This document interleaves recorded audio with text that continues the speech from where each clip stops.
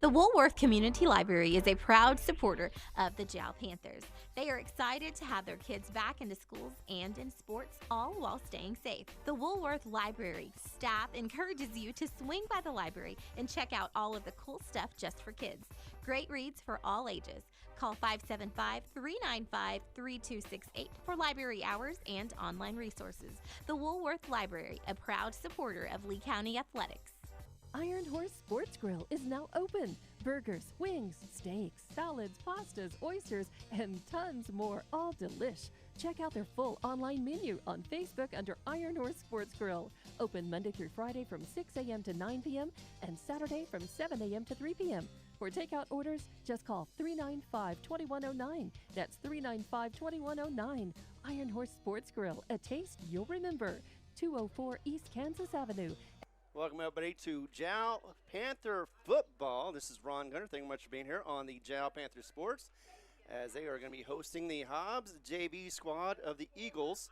And that'll be happening at 7 o'clock is when the kickoff is. In the meantime, though, we're going to get a little bit of a preview of what's going on before we get the national anthem. And we do not have the coin flip going on as of yet, but it should be happening pretty soon. So the Hobbs Eagles come in with a record of 1-0. They've only had one game this year, and this will be their second. Meanwhile, Jal, after coming off an impressive game, didn't win, but they still played a top two, or actually I think at the time they were number one. I think they've gone down to number two, although in the coaches poll they do still see them still at the number one spot for Santa Rosa. Of course, that game last week was very exciting. Couple of turnovers made the difference, I believe, as far as Jal. Jal got off to a good start, 8-0, as it was actually Valenzuela who was able to rumble in for 1 yard to be able to get that first score. He made a rookie mistake, and we will forgive him for that. You know, he spikes the ball, gets the penalty, and then afterwards, of course, that assesses off on the kickoff after that, giving Santa Rosa some good field positions, which they took care of. Speaking of which, it was also the two-point conversion run that was brought in also by Valenzuela. So 8-0 was the start. First touchdown for the season for himself as well as for the Jal Panthers. And then it was Santa Rosa who tied it up before the end, well, actually during the first quarter, and that's where the score stayed at 8-all. Second quarter saw Santa Rosa take advantage again and made a 8-yard pass that got it to 16-8 after actually it was a run from Cordova, and that was a two-point conversion pass that made it 16-8. And before the quarter was over, before the half ended, it was another run. They had a good field position on that one as well. I believe that was on loss of downs, or not loss of downs, but a fumble that had given Santa Rosa another great field position. They're able to get it in, and at the end of the first half, it was a score of 24-8. Again, Jal was looking good. In fact, actually, Coach Satterwhite said it was one of the best games he had seen in the 2 seasons that he has been here. Of course, this is season number 25 for the Jal Panthers. It was fun. It was competitive. The only problem was, from my point of view, was the simple fact that it was just a couple of unnecessary penalties, which both sides, by the way, had. Santa Rosa had some penalties. Jal had some penalties that they could have avoided. But again, this is one of the reasons why you have these games to kind of work out the kinks. So I believe that Jal's going to come out here strong. Hobbs, again, is just on their second game in the JV squad. This was originally going to be on Saturday, but again, it'll be today on Thursday. And I want to remind the parents and the kiddos for Jal that there will be school tomorrow. So don't forget about that. I know you guys are pretty much used to not having school on Friday, but this time around, because of Labor Day weekend, there will be school on Friday. Of course, I'll keep mentioning that as well. So you don't forget. Teachers also, sometimes they forget as well, because, you get in that habit, that pattern, and you want to hit that snooze button on a Friday morning and say, I don't have school today, but this time around, that's going to be different. Coming back to this, I think the school has been in session for Jal. I think they're improving each and every week, which is what a coach would like to see in their players. Now, coaching for the Hobbs Eagles is Josh Gonzalez, and it looks like Conlon McCool will be taking over for the throwing position, the quarterback. I expect to see, though, at least in the first half, it'll probably be mostly run. I mean, I'm going to say 2/3 of the plays are probably going to be runs, and we may see 1/3 of it trying to set up the pass. But again, I'm just up here bringing you all the action, and I'm not an expert. I'm just saying this is what it feels like it could be. But again, I haven't actually seen this Hobbs Eagles squad, so I'm not quite sure what they're going to be doing. In fact, these two have met to a degree in scrimmage earlier this season, but as Coach Satterwhite had said, he played a lot of young players, so Hobbs didn't see what potential could be from the Jal Panthers as far as their experience and their talent. So that probably won't be a factor, because I'm sure that the coaches over in Hobbs know who they saw and who they didn't see on the playing field for the scrimmage, and they're going to still adjust and play like this is going to be a tough game. Speaking of which, you know, these two teams have faced off for a couple of years now. Last year, Hobbs was able to come in, and Jal just wasn't able to get anything going as far as offense. They did have a few opportunities, but still, it would seem like it was more like a little bit of nerves. I watched it last year, and it was final score was 27-7. Hobbs JV came out on top on that one. But it was just 2 years ago that it was in Hobbs that Jal was able to steamroll over the Hobbs JV, and that final score in the 2023 season was 44-19. So you never know what's going to happen. That's one of the reasons why you play these games.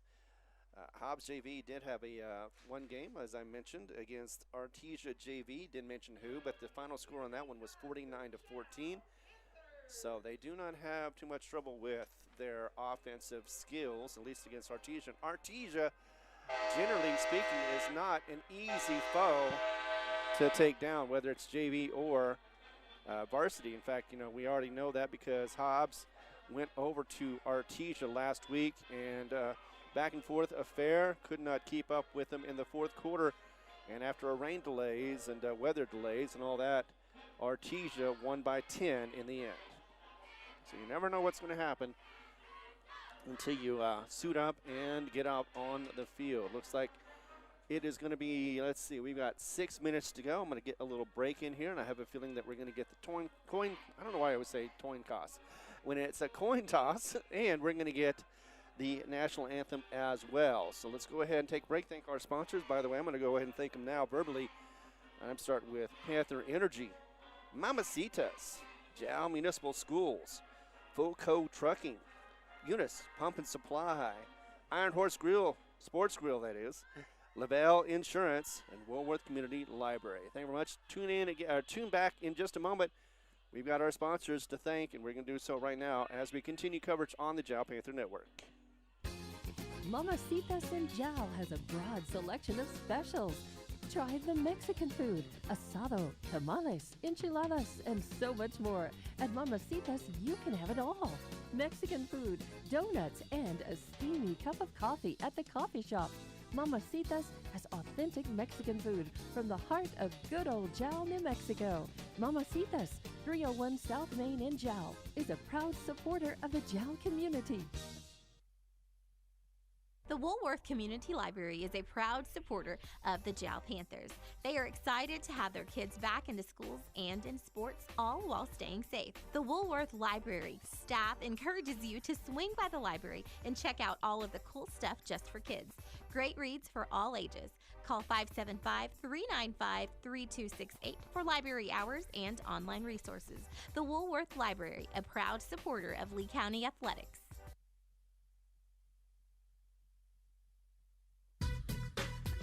The staff of the Jal Public School District is proud of their Jal Panthers. Those late practices, hard work, and dedication paid off. Go Panthers! Jal schools have continually provided a quality education and safe environment for the students. Jal Public School System is on the move. Are you ready? Jal Public Schools, another proud sponsor of all Lee County athletics and academics. For over 25 years, Eunice Pump and Supply has been more than just a business. They've been a part of the heartbeat of Eunice. From the oil fields to the classrooms, Eunice Pump and Supply is all in backing the athletes, cheering on scholars, and investing in the future of Lee County. Eunice Pump and Supply takes pride in their hardworking team, their dedication to excellence, and most of all, the youth. Visit Eunice Pump and Supply, 1310 Avenue O in Eunice, and now proudly serving Lovington at 321 North Main. Your hometown partner and a proud supporter of Lee County athletics and academics. Eunice Pump and Supply, local, loyal, and proud to serve. All right, Hobbs has won the coin toss on that one. Will receive. Jal has elected to start off on the north side of the field, so north to south for Hobbs.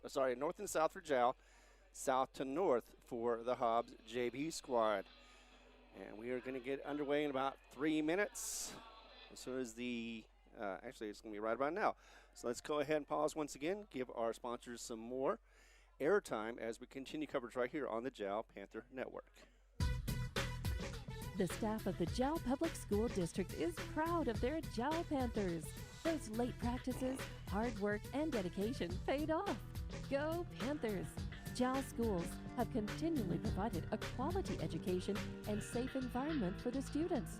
Jal Public School System is on the move. Are you ready? Jal Public Schools, another proud sponsor of all Lee County athletics and academics. Mamacitas in Jal has a broad selection of specials.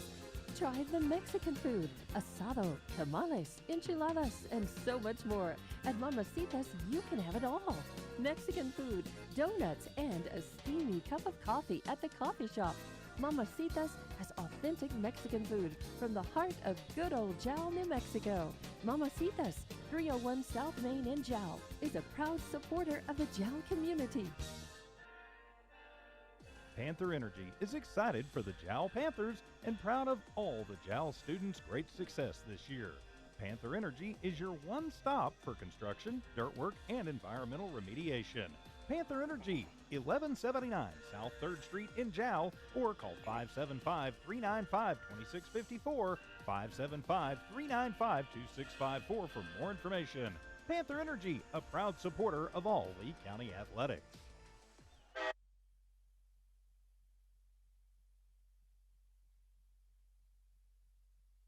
All right, we are back. Just trying to figure out why I didn't hear myself, and I didn't hit the mute button. All right, so thank you very much for being here. My name is Ron Gunner once again, as we are about a little over a minute to go before kickoff on this special Thursday edition of Panther football.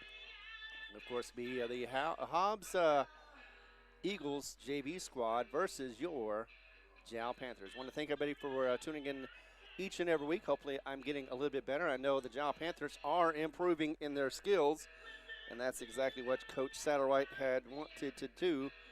Struggled a little bit last year, but again, he's got some newbies, so he is getting through some growing pains, and he's also able to get those players to go out there with all the other coaches that he's got along with him to help them improve and be able to get out there and do what they need to do. I was talking to somebody about the fact that, they were on the Hobbs squad. They felt a little bad because they thought that they weren't playing up to their full potential. But here it is. Sometimes, the plays come out your way and sometimes they don't. And one of the hardest things that I'm aware of during football is tackling, simply because you just can't practice it with your teammates. You don't want to hurt them. And it's just something you're going to have to do out there. And also there's limitations on where you can hit the player, which is fine. You don't want injuries. But you definitely don't want to make any excuses for anybody either. So let's go ahead and get underway. We have got the kickoff getting started. Ornalis is set up for the kickoff. And Hobbs in the black pants, white with the gold lettering, and that's sometimes hard to see, so I will make the best I can with it, as it is taken to the 20-yard line, and looks like they're going to get about 7. They're going to make 8 out of it after all. After just keeping moving forward, and that's what you got to do when you have the ball, is just keep moving forward, as any coach will tell you. And Hobbs will start. Looks like that'll be at the 33-yard line.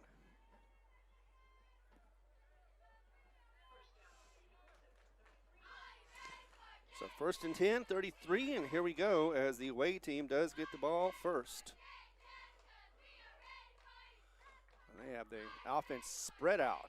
There is trips to the right and 1 to the left. The ball has been, actually the ball never got changed, looks like.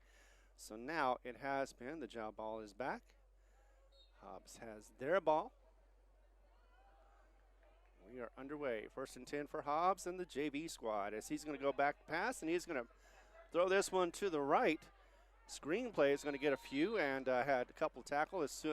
One of them was going to be Zayden Lujan, and it will be in the hand of Zach Brackett for about, 4 to 5 yards. Oh, that is it right there. 2nd and 4. Already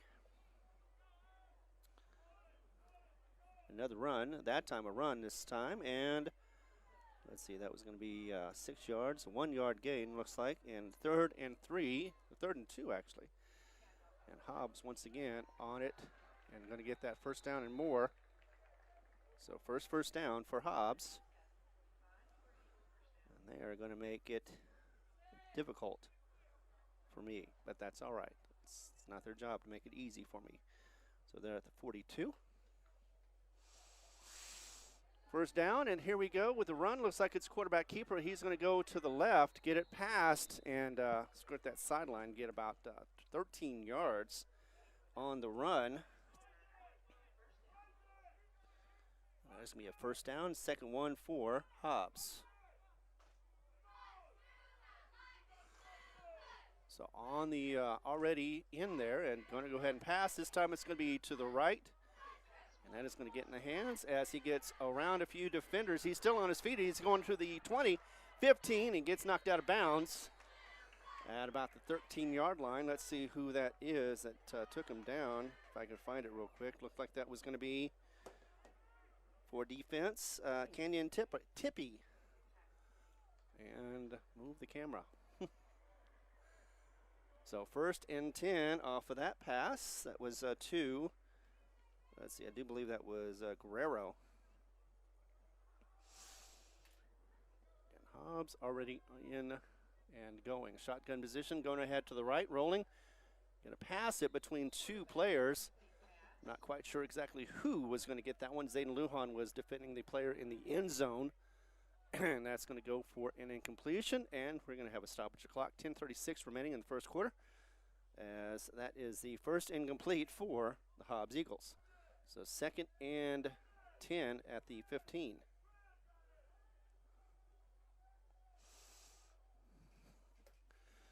Already got it on and going to run it to the left after a couple of tackles missed.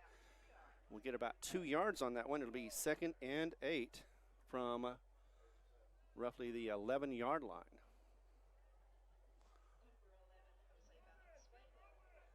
Actually, it's showing 3rd and 7. So 3rd and 7 for the Hobbs Eagles, and looks like that'll be a false start as the whistles blow. That play dead.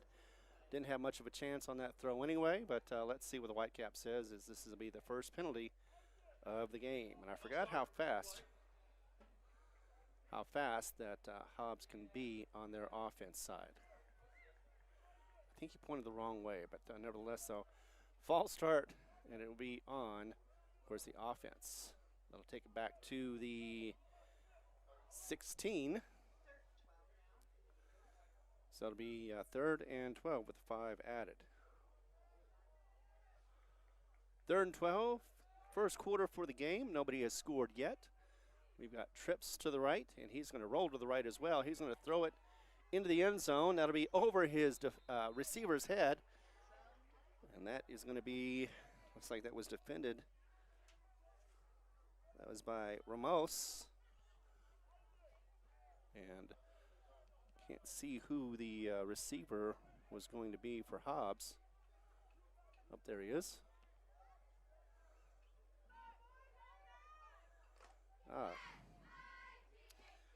It'll be Wheeler, number 88. So already setting up, going to go for it on 4th down on the inside the red zone. They're taking a long time to get this play started. As it is almost a full moon. We got handoff, and it's going to go around the right. He's going to find some room and a block as well. In fact, he's going to go all the way in, rumble it in for the touchdown. 12 yards for the play. And that is going to go to, let's see. catch that number real quick before he blends in.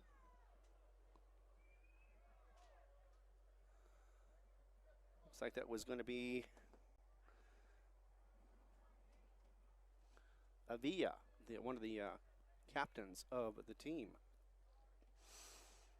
So 6-0 so far as the PAT is put down, set up, and goes through. A 12-yard pass to Avila, and that is going to be 7-0 for the score. Let's take a pause, be back in a moment. We'll continue coverage right here. Jal down by 7, but they haven't gotten the ball yet. Still with 9:51 to go in the first quarter right here. You're on the Jal Panther Network.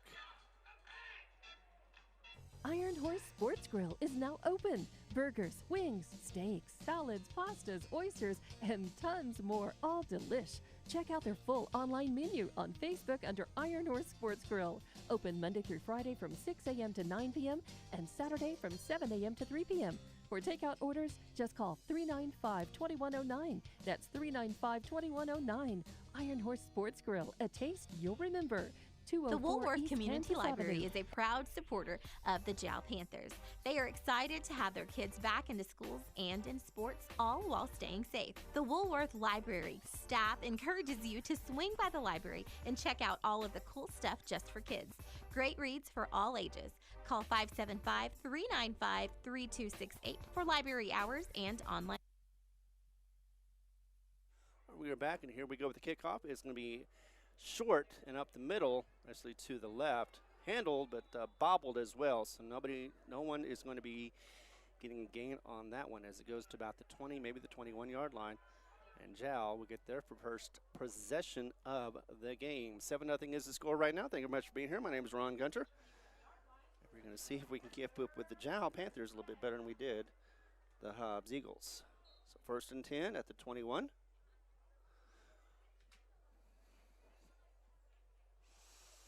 I expected to see Hobbs come out here quickly and do something on offense. I think they did that same thing last year.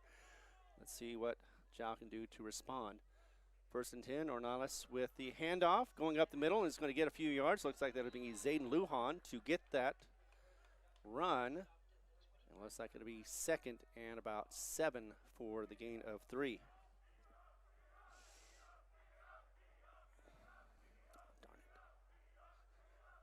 Forgetting about that.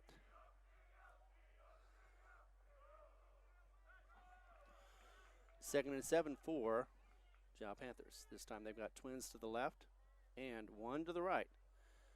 Another run. Looks like that'll be, is that Zayden Lujan once again? A fumble on that one, unfortunately, and that looks like it could be in the hands of Hobbs as it popped out at the last second. And it will be, let's see. Okay, so it'll be Jal is going to keep the ball, thankfully. And gained 5 yards on that run as well. So 3rd and 2. Spread out once again. 3 to the left, 1 to the right.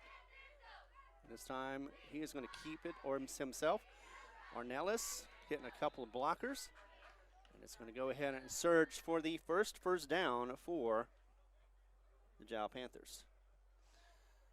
And that will be at the 38-yard line.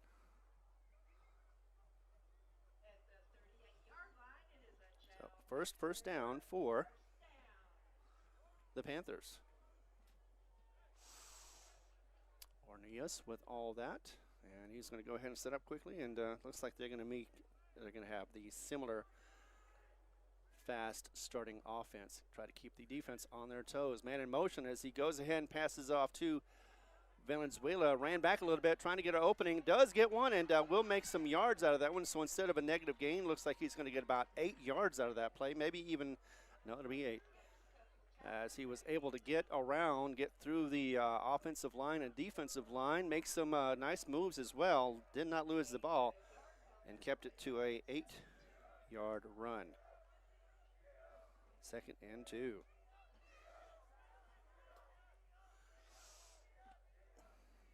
Second and 2 as trips to the right this time, one to the left. Looks like Lujan in the backfield. And he's going to go ahead, take the option, quarterback option, as he passes it down to the left and gets just enough for the first down. As the chains will be moved. First down, Jal. Second one of the game. And this time at the 49 of Jal. So just at midfield.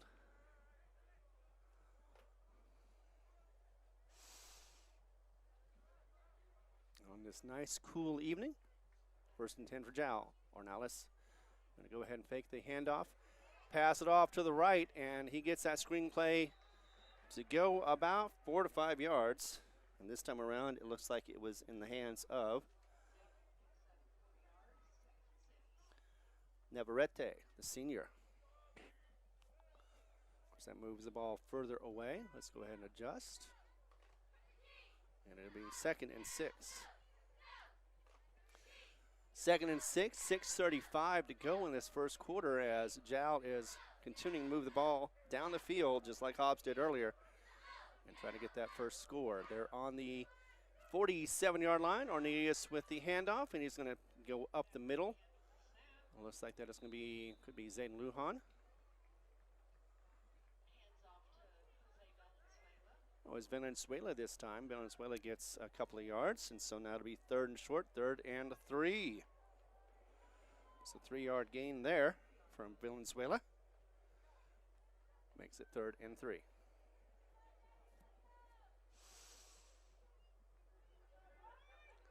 So 3rd and 3 on the 30, or actually the 44 of the Hobbs territory.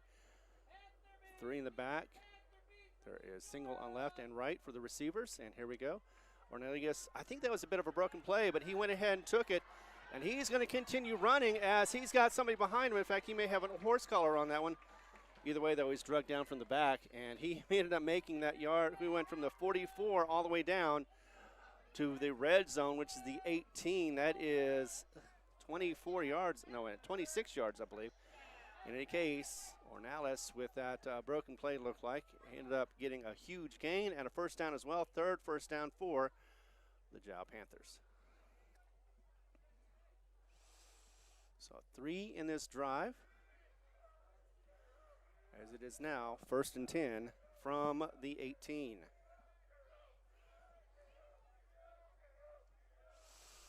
Goes ahead and hands that off to Zayden Lujan. Goes to the right. Gets swarmed on by about 3 Eagles, but he will get, although there's no movement in the marking, so may have gotten it back to the line of scrimmage and nothing more. So no gain, 2nd down for the Jal Panthers. And if this continues on, as long as we don't have any fumbles or turnovers, then it looks like Jal could get a score.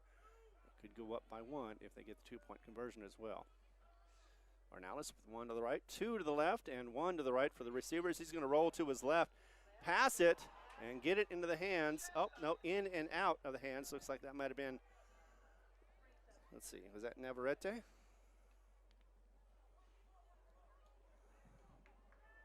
believe, actually, that was Ramos, the senior wide receiver. So could not quite get it. Was close to the end zone, so if he would have got it, he probably would have had a touchdown, but instead, looking at 3rd down,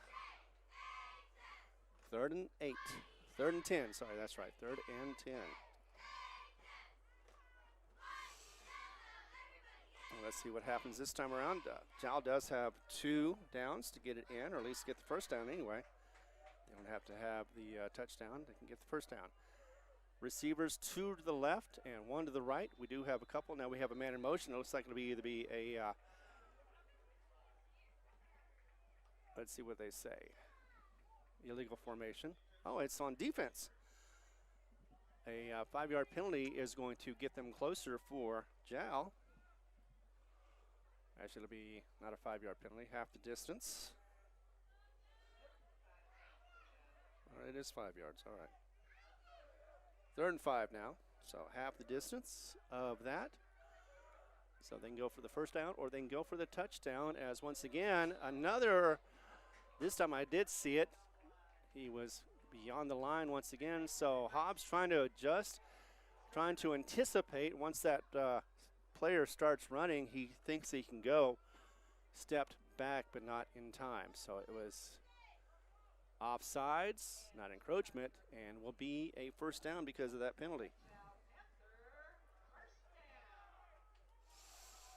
So the fourth first down on this drive as well. We're down to 4:28. Hobbs first and goal at the 8-yard line now. Sorry, Jal first and goal at the 8-yard line as we get the ball handed off. And that is going to be to, actually, no, it wasn't a handoff. It was a quarterback keeper for Ornelas. And let's fix all this. Second down and goal. Second down and 6.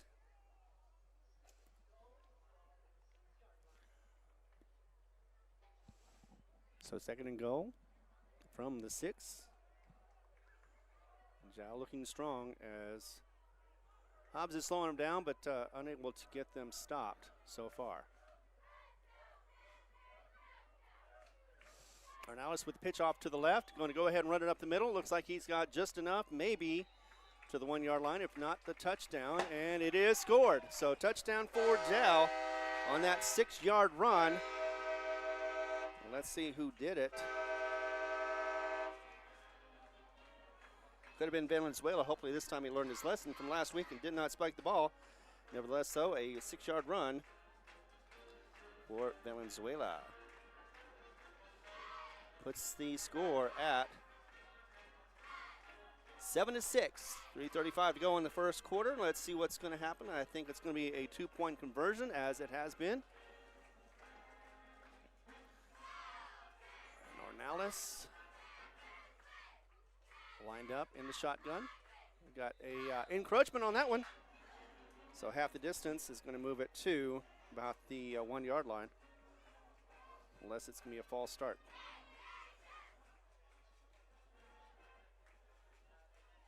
All those are academical. They don't count against anything in the game. Nevertheless, so try again. Man in motion as the Ornelas is going to go ahead and throw it to the left a little bit and get it in the hands of, that would be, I think it's Navarrete. Yes, it is. So the pass is going to make the score 8-7, and Jal has the lead. We'll be back in just a moment as we continue coverage right here on your Jal Panther Network. Thank you very much for being here. For over 25 years, Eunice Pump and Supply has been more than just a business. They've been a part of the heartbeat of Eunice. From the oil fields to the classrooms, Eunice Pump and Supply is all in backing the athletes, cheering on scholars, and investing in the future of Lee County. Eunice Pump and Supply takes pride in their hard-working team, their dedication to excellence, and most of all, the youth. Visit Eunice Pump and Supply, 1310 Avenue O in Eunice, and now proudly serving Lovington at 321 North Main. Your hometown partner and a proud supporter of Lee County athletics and academics. Eunice Pump and Supply, local, loyal, and proud to serve. So far, both teams driving well. This is Ron Gunner. Thank you very much for being here on this Thursday evening. Nice and cool. No chance of rain, but it is raining down touchdowns so far, as well as offenses that like the hurry-up offense. And both sides have played well so far. Hobbs scored first with a pass, and then Jal came back with a nice little run from Valenzuela to get that pass for 2, and that gets it 8-7. We've got 3:35 to go in the first. I believe it's almost a full moon, but it's covered up by some clouds. And again, though, no clouds are going to bring this one down as we get back into it, and Ornelas is setting up for the kick. We've got Hobbs on the ready for the kickoff.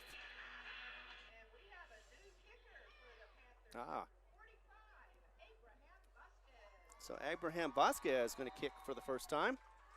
And here we go as he gets that one to about the 12-yard line. Nicely done.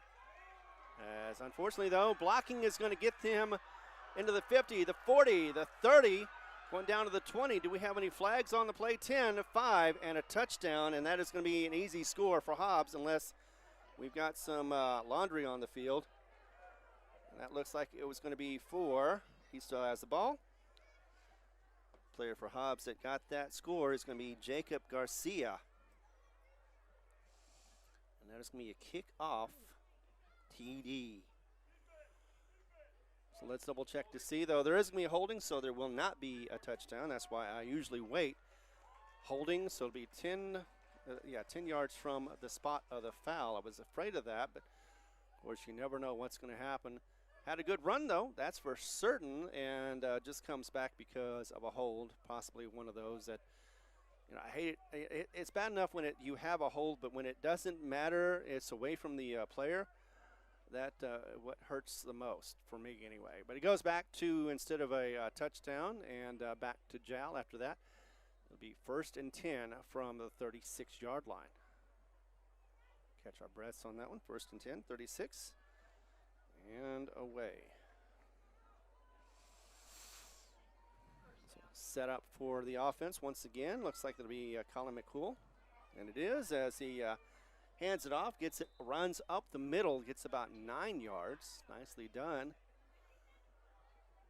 And it will be 2nd and 1.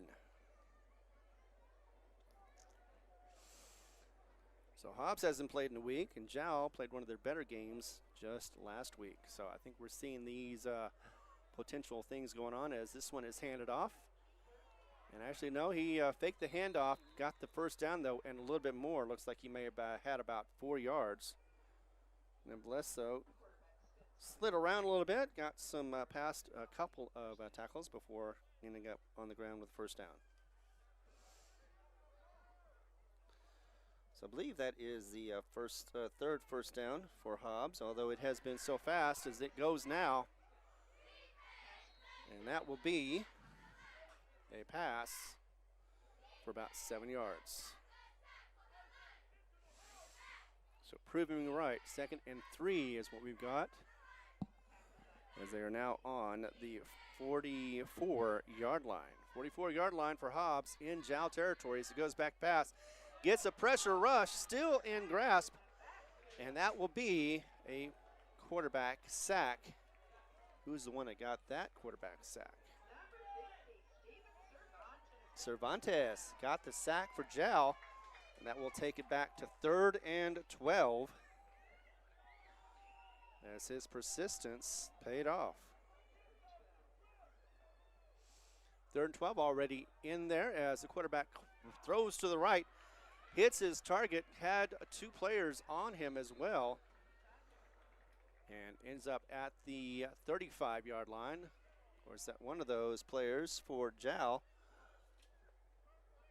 is going to be Ramos. So 1st and 10, and this will be fun to watch. 1st and 10 from the 35, back to pass already as he's in shotgun, goes to the left this time, hits his man beautifully, and will get the touchdown. So a 35-yarder is going to be passed. And once again, same player as last time that has scored. It'll be, actually, no, that was on the kickoff. So it'll be Jacob Garcia does get his touchdown after all on the pass for 35 yards. And with 1:26, that was a quick strike for Hobbs. Still in the first as they're going to go ahead get a PAT set up.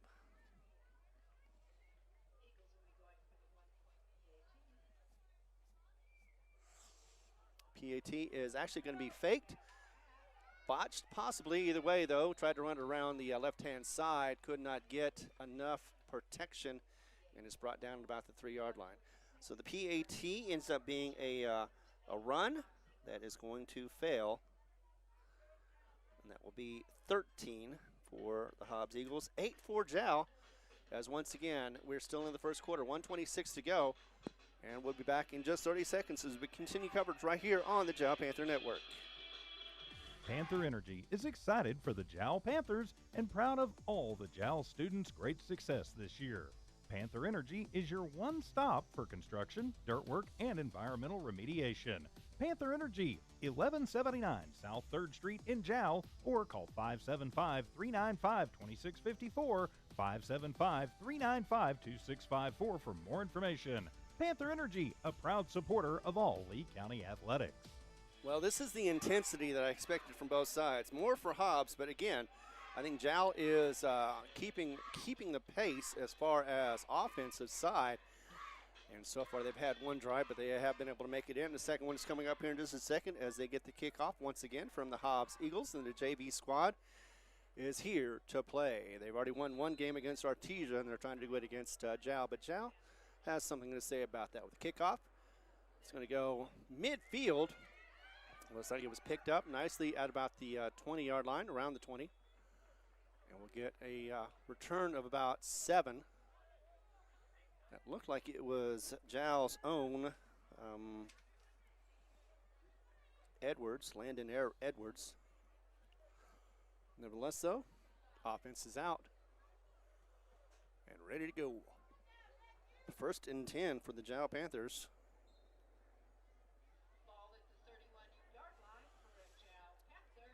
And the 31-yard line for Jal and the Panthers. Ornalis once again. We've got man on left, man on right. Navarrete is on the right. Left is going to be Ramos. Or maybe I got that backwards. Either way, got a couple of runners beside Ornalis as he passes that off or hands it off to Zayden Lujan. Could not get around the corner as he had defenders all over him and got maybe a couple out of his effort. Took a long run though, but went east and west, not north and south. So that's generally what happens when you have a good defensive line, slowing you down. Second and about 8. So 2nd and 8. I don't even know how I did that. There we go. And we've got a handoff. That'll be to Valenzuela as he gets through. He got a couple of tackle attempts, but got through them, broke through those. Was able to get a first down at the 44-yard line, looks like. So 1st and 10, another one for Jal Panthers, first one in this drive. And overall, 5th for Jal. So we'll probably just keep up with that. How many first downs they get in a game so far? It has been 5 to my count. 4 in the first drive, and this one just started. 1st and 10 for your Jal Panthers. We got two receivers to the right, one to the left. As Ornalis is going to go ahead and keep that one, go up the middle and to hit the brick wall of the Eagles and get taken down. May have gotten to the line of scrimmage and no more. Actually, he did get a little bit of a nice spot. So it is 2nd and 9, end of the quarter, and we've got a score of 13-8. Hobbs is on top, but Jal is driving. They're in midfield. We're going to take a break, come back strong as we're continuing the coverage right here on the Jal Panther Network. Don't go anywhere. Mamacitas in Jal has a broad selection of specials. Try the Mexican food, asado, tamales, enchiladas, and so much more. At Mamacitas, you can have it all. Mexican food, donuts, and a steamy cup of coffee at the coffee shop. Mamacitas has authentic Mexican food from the heart of good old Jal, New Mexico. Mamacitas, 301 South Main in Jal, is a proud supporter of the Jal community. The Woolworth Community Library is a proud supporter of the Jal Panthers. They are excited to have their kids back into schools and in sports, all while staying safe. The Woolworth Library staff encourages you to swing by the library and check out all of the cool stuff just for kids. Great reads for all ages. Call 575-395-3268 for library hours and online resources. The Woolworth Library, a proud supporter of Lee County athletics. 2nd and 9 right here as we get started on the second quarter. Score is correct, 13-8. Jal down just by 5 as they have scored and had the 2-point conversion. Right now, Jal is on the move at the 43-yard line. Ornalis is going to go around, try to pass. He is going to get a wide open man if he can get him, and he did. And unfortunately, my camera was a little high on that one, but will, and looks like a little, comes up limping a little bit afterwards. Do not want to see that. Actually, it looks like it was a Was it completed or not? I can't tell. But it was a nice pass, got right to his receiver. And that was, of course, Ramos.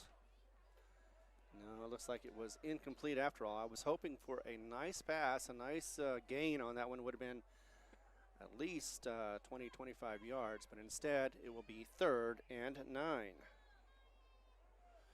So seen a couple of those real nice lofters out there, just hit the hands and then hit the ground afterwards, and that's unfortunate. Yeah, both sides keeping it moving and grooving. This time around, though, we'll slow down the pace as they get in the huddle. Jal Panthers probably going to get a next couple of plays set up as they're near midfield and want to get back into this game, down by 5. Ornelas with 3 to the left, 1 to the right. Man in motion to the left, that'll be Valenzuela as he gets to the left. Going to go ahead and pass it, but over his head. That was ill-advised and just could not quite get into the hands. Luckily, it wasn't a forward pass, or luckily it was a forward pass, otherwise it could have been a fumble and recovered. Navarrete, though, just wasn't in the right position, or Ornelas wasn't able to get the throw he wanted to. Either way, incomplete and 4th down. Looks like the punch squad is coming out for Jal. So this drive will end unless they do something cray. This will be going back to Hobbs. Ornelas does get the punt off, and it'll be about the 22-yard line. And it will be down because when he got the ball, his knee touched the ground, and so the run back will not be part of it. I was thinking that might happen, but it was whistled dead. So the 1st and 10 from about the 23-yard line. That's to protect the players as well. He did not intentionally put his knee down, but when he caught the ball, his knee was touching the ground. And to high school football, that is going to be a down. 23-yard line is what we're starting at. 1st and 10. And the Hobbs Eagles back again to get this thing flying. As it is handed off quickly, and he's going to go ahead and find some room. There is plenty of room, but he's going east and west. And he made a short gain into a bit of a long one. Ran a long way around, but did get 8 or 9 yards. Let's see, I believe, I'm going to say that was going to be for the Hobbs Eagle, Brandon Reyes. 2nd and 2 is what we've got. And a pitch to the right, reverse that is, and it'll be 1st and more. And that will be, let's see who got the ball in the end. I believe, actually, I know that's the 1st down, as that one went to the hands of, I'm going to say Caleb Garcia. I did not see the number that it showed, but 1st and 10 for Hobbs. Once again on the move. Back to pass and going to go ahead and throw. Almost intercepted, but it did get to his receiver. Now 1st down and more as he goes down to the 40, 35. And he is tackled from behind. And that was a tackle that saved that touchdown from happening at the 35-yard line. Couldn't see who got the ball for Hobbs. But nicely done from McCool. So McCool with another 1st down for Hobbs. And it is 1st and 10 now at the 35. So Hobbs has been there before, gotten to the 35-yard line. We've got 10:50 to go, and looks like we've got a timeout as well.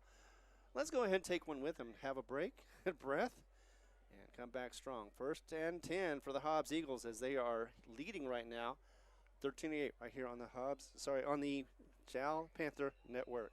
The Woolworth Community Library is a proud supporter of the Jal Panthers. They are excited to have their kids back into schools and in sports, all while staying safe. The Woolworth Library staff encourages you to swing by the library and check out all of the cool stuff just for kids. Great reads for all ages. Call 575-395-3268 for library hours and online resources. We are back, and here it goes. McCool back to pass, and he's going to loft it long. go inside the 10 to the end zone. It looks like he just missed his receiver by a little bit. I think he got his hand on it, but nevertheless, though, wasn't able to get full control of it as it was defended by the Jal Panther. Let's see, I'm trying to get the number 4 Hobbs. Oh, that was, that was Wheeler who was out there for the pass. And it was Faulkner who came out with the pass protection. 2nd down and 10 with the incompletion. And already going ahead and handing that off. Goes up the middle for about 6 yards. Once again, those white uniforms with the gold. Hard to read from here. That looks like that was a rumble of 6 yards for Brandon Reyes. Again, back to pass, and it is called. I believe that's going to be a Whitecap had, I don't know if that was a false start or what, but we'll find out here in just a second. But the whistle did blow the play dead with 3rd and about 5. Okay, legal substitution, Jal. So it'll be 5 yards. That'll be 1st down for the Hobbs Eagles.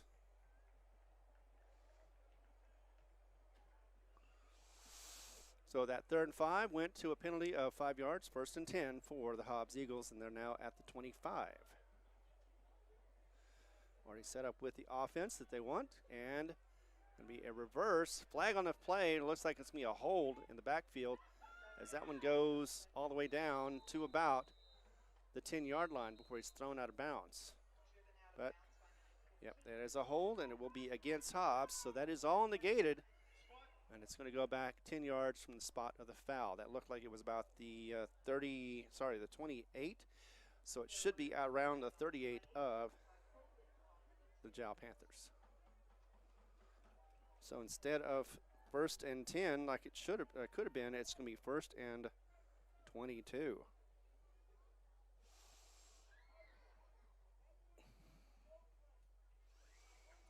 First and 10 from the 22. Actually, it looks like it's going to be the 35, so it'll be 1st and 25. Already off, McCool rolling to his left. He's going to go ahead and pass, gets his wide open receiver, and gets a few more yards as well after the catch. Looks like he's going to be at the 23-yard line. Did get back to the line of scrimmage and more as he gets it inside the 10. 2nd down at about 9, and that is going to be once again to the receiver, that is Garcia, Jacob Garcia. So Garcia has been getting some good plays with McCool. McCool already over there. Now, actually, that's not McCool this time. That is somebody else who gets tackled and slammed down to the ground. Let's see who it is. It is going to be Jamillo.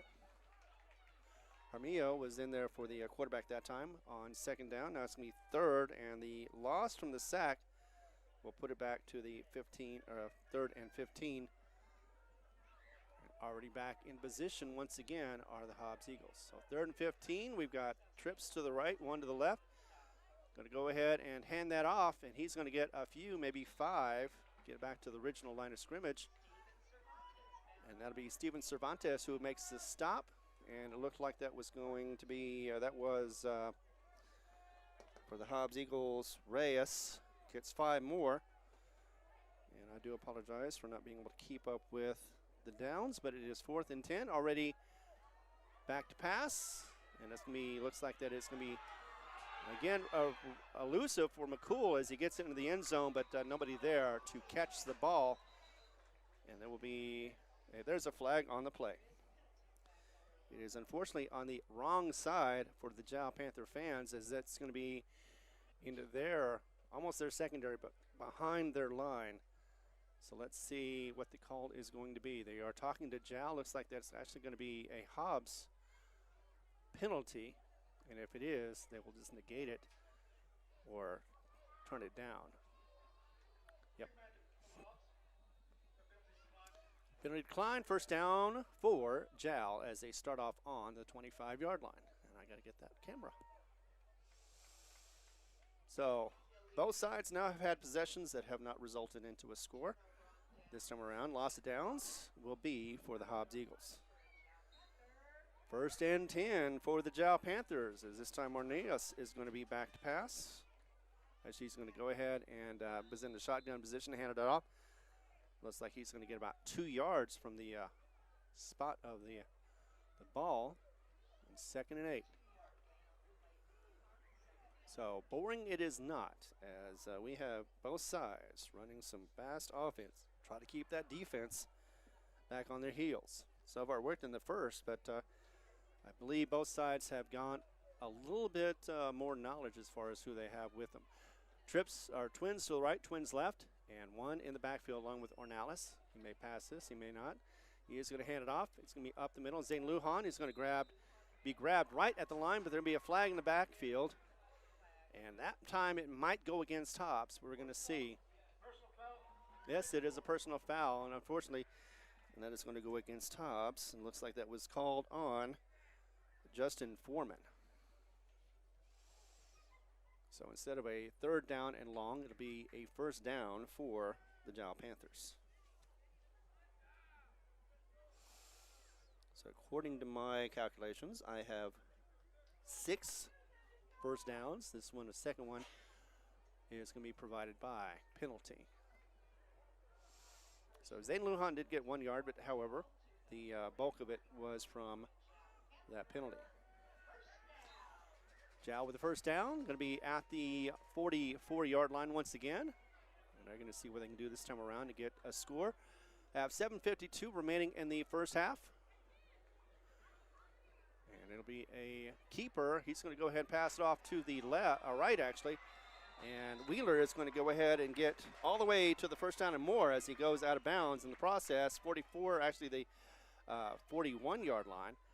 So that'll be a nice gain of about 15 yards for Wheeler. 1st and 10, though, is what he really wanted to get. And a stoppage of clock, we have 7:46. So that'll be number 7 for Jal. So 1st down for Jal as they get back into it. It'll be twins to the left, 1 to the right. And Ornelas with 1. He's going to go ahead and keep that one, though, this time as he gets up the middle, goes to the left. And gets hit quite a few times, but not before getting the 1st down. About 14 yards is what he ends up getting in the total end, as the tackles just were not able to get around Ornelas to stop him. And it'll be a Jal Panther 1st down, number 8. Trying to keep up with something around here. I got to. Other than the camera work, I got to get that camera closer too, so it doesn't look like we're seeing it from space. 1st and 10 from the, 28-yard line, looks like, of the Hobbs territory. And Jal is threatening to score. Ornelas once again with twins to the right. He's going to go ahead and pass that, or actually hand it off up the middle. Get about 4 yards. I was going to say 5, but it looks like it was 4. Now we have a late flag on the play as well. So that is going to be another bad one. But it looks like it'll be after the play. So let's see what happens as the run went to the 24-yard line. Whitecap is going to give us the call. It's going to be face mask. 5-yard penalty on that one. So doesn't cost him as much, but it still will make it short for the Jal Panthers. 2nd and about 2. Yes. 2nd and 2 for Jal, as they are now inside the red zone.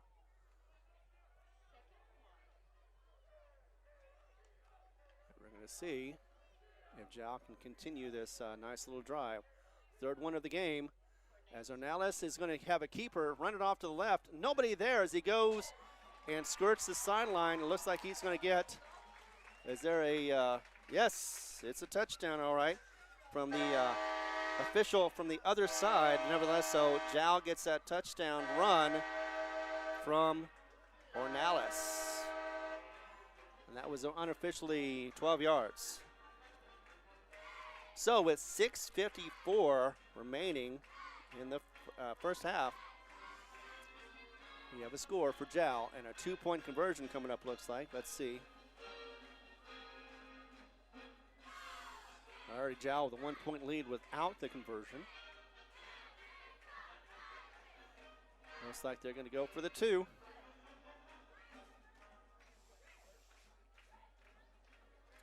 And a pass to the back. Going to get it through and dive in, and looks like he did get it. Ball broke the plane. That was going to be Valenzuela. Yes, indeed. He looked like for a second he was going to slow down or stopped in the backfield, but instead moved forward, able to get around his defenders and dive forward and got the got the ball to break the plane for the 2-point conversion. It is now 16-13. Jal has regained the lead for the second time in this game.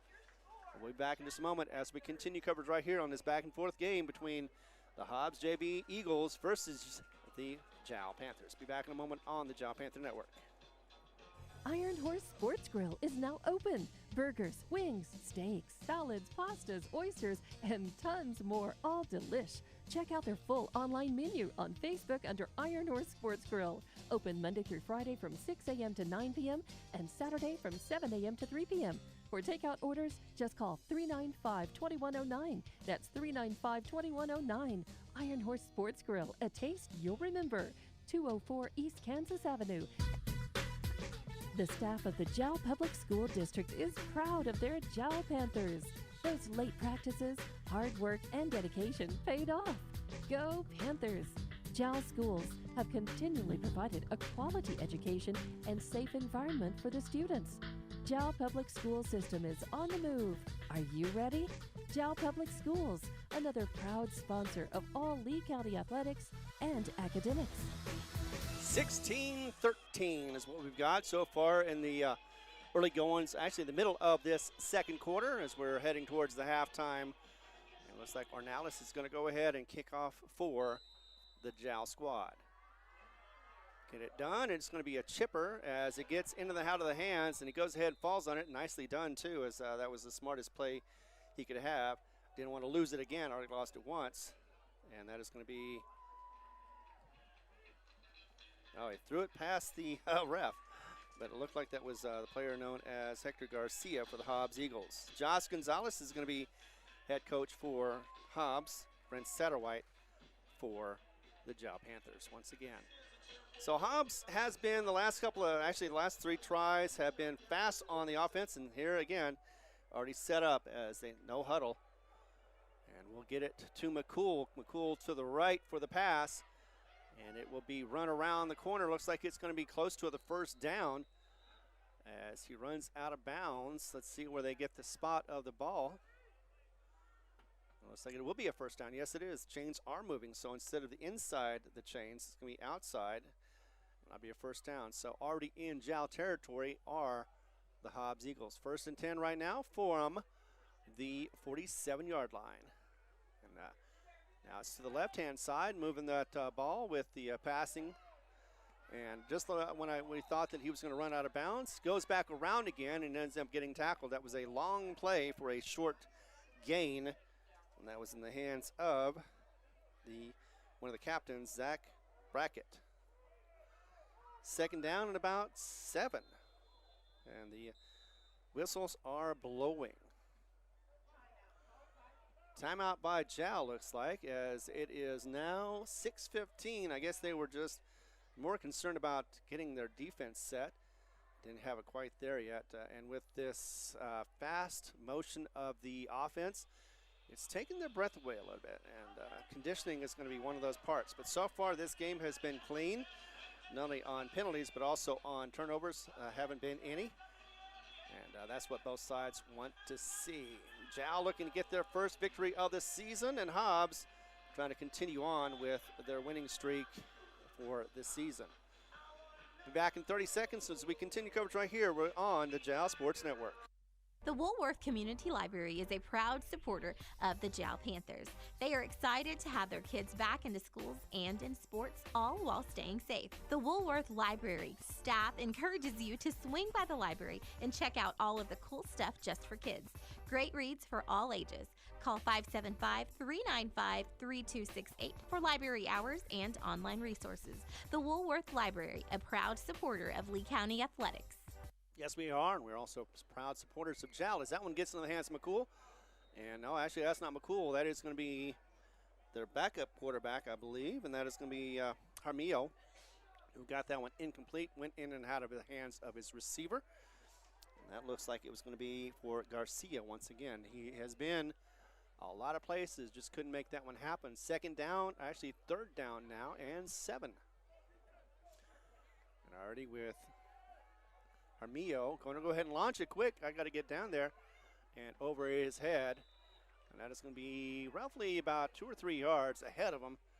But nicely thrown, just could not quite get to his receiver. And that will bring up 4th down. Of course, he would have caught that. It would have been an easy touchdown for the Hobbs Eagles.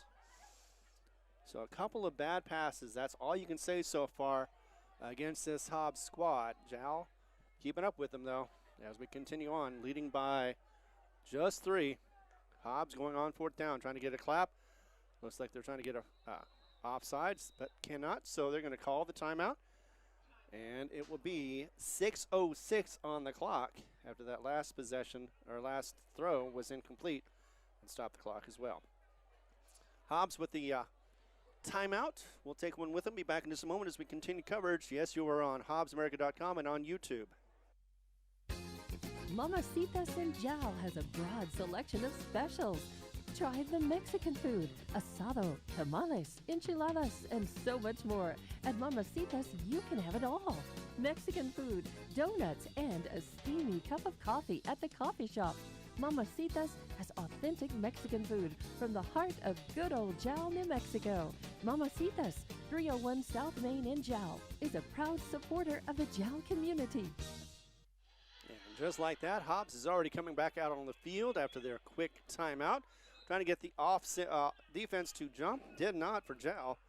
So it's a very smart play there. Had to burn a timeout. I believe 2 each for each side as we have 6:06 going in the first half. Coach is getting off the field. And it will be a quick play and try 4th down. As he rolls to his right, that's Armillo.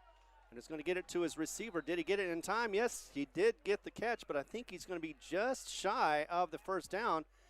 If the marker is where it's at, he's just in front of the linebacker. Yep, they did not get it. They were short by very small amount. I'm surprised they haven't actually come out and tried to measure it, but instead, Jal has the ball. 1st down for Jal, as it was turnover downs from the Hobbs Eagles. So, 1st and 10. I don't even have that on the right side. Now we do. 1st down, Jal, as the Panthers are going to be starting at the, looks like the 37-yard line.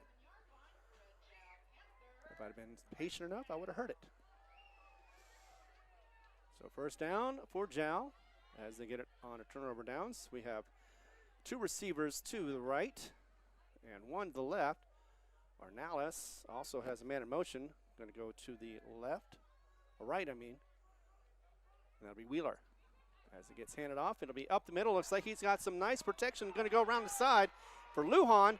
Going to make a 10 and more, and that he's trying to get past his receiver who just had him bear clawed. May have a face mask as well to tack onto this, but got all the way to Hobbs territory at about the 51-yard line. Tried to break free, though. Could have actually, I don't know if he would have gotten a touchdown, but nevertheless, he did try his darndest. Luckily, he didn't get hurt as well. So the call, let's see what the call is, as it is going to be a 1st down, but only if it goes against Hobbs. If it goes against Jal, it'll come back. All right. So it was all jersey, no face mask. So no foul, 1st down, and that'll be Jal's number 9. 1st and 10 from Jal. We got the 48-yard line of Hobbs as Ornalis is going to go ahead and keep it, fake the handoff, run to the left, get a hole, and find more room. Got about 10, maybe 15 yards altogether, actually about 13 either way, though. Was able to articulate up the field. Another 1st down for Ornalis, number 10 now for Jal.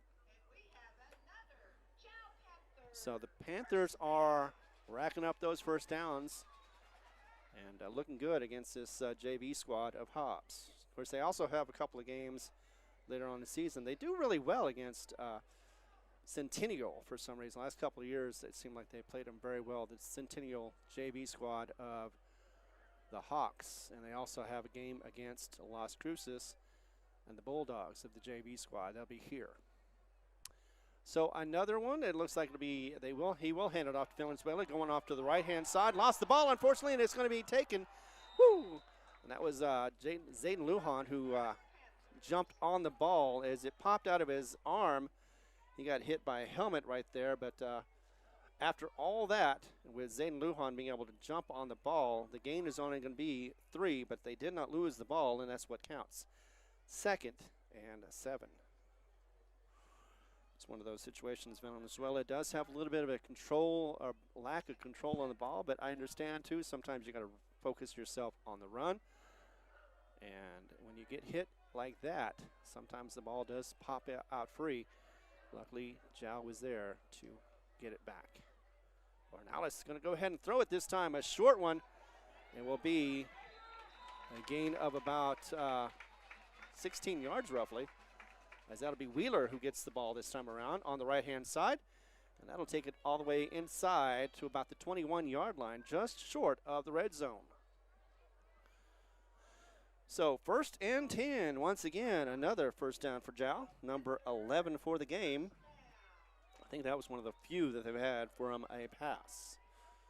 Passing game, though, is doing well so far, as Ornelas is about a number 11th in the 2A division, at least ranked at number 11th. His rating could go up after this game. Go ahead and hand it off. Oh, up the middle, wide open as he gets into the 6-5 and in, and that broke the plane. I don't think that's going to be a I think he already broke the plane. They're going to call that a touchdown in the end, either that or he was down at the 1. Either way, it is not going to be, but there is a penalty. It is about the mid-range, so it could go either way. Let's see what happens. It's going to be holding, and it'll go back, so it doesn't matter. It doesn't matter anyway. If it would have been a touchdown, it would have came back. So nice run. He had some good moves out there, but a hold, which may or may not have helped him out as far as getting some more yardage, is going to negate this run. Depending on where the hold was, is where they're going to start marking it off. Looks like that'll be not too bad, actually. It was inside, that's right. So it'll be 1st and 12. So even though it was a huge gain, it was a short penalty to come back. 1st and 12 on this side. Ornelas looked like he was going to fake the pass, and he did. Goes ahead and runs, gets about 5 yards, maybe 6, as he gets it inside the red zone. Looks like it'll be about the 18-yard line. But it is 2nd and 8.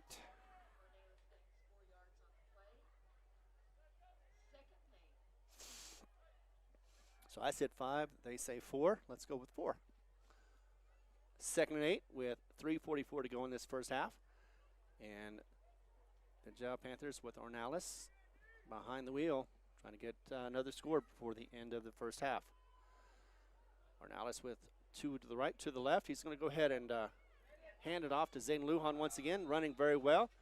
Gets a few more, didn't get the whole package, but did get enough to get it 3rd and 2.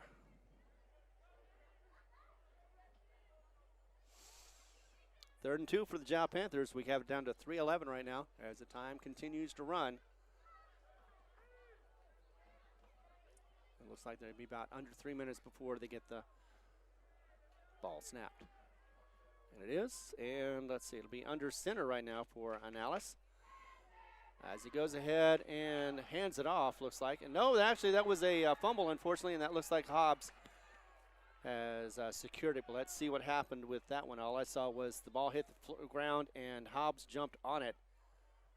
But the refs are talking. Well, it looks like it could be a timeout because a little confusion. Looks like the offense is on for Jal. Not that there's much difference in formation, but coach is out there right now for Jal. And it is being spotted. And could be a timeout, looks like. All right, so it'll be a measurement on this. forward progress. So it looks like it wasn't a fumble after all, but so the Hobbs offense is going back off the field. But for the moment, they're going to go ahead and measure this one. It could be 4th down or 1st down. So let's see what we've got here. It was 3rd and short anyway, so all you had to do is just move forward, break the plane. And here in just a moment, we'll find out officially if this is going to be a 1st down or not. Looks like it may be a little short from what I can see right here. Marker at the 15-yard line, and it is short from what I can tell. 4th down. 4th and 1 for the Jal Panthers.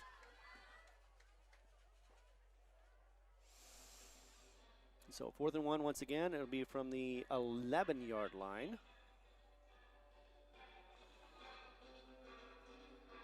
And that a timeout is going to help kind of gather both sides as far as what they need to do offensively and defensively. And Jal is definitely taking advantage of that. They reset the ball, which is taking more time and giving more time to both sides. So teams are setting up now. Once again, 4th and 1, a huge play as we're down to 2:23. They're in the red zone. They would like to get the 1st down. They don't have to get a touchdown to get the 1st down, but definitely would like to get just 1 yard, actually not even that far, to get the 1st down and another shot at 4 for the goal. At that point, that'll be in the goal line.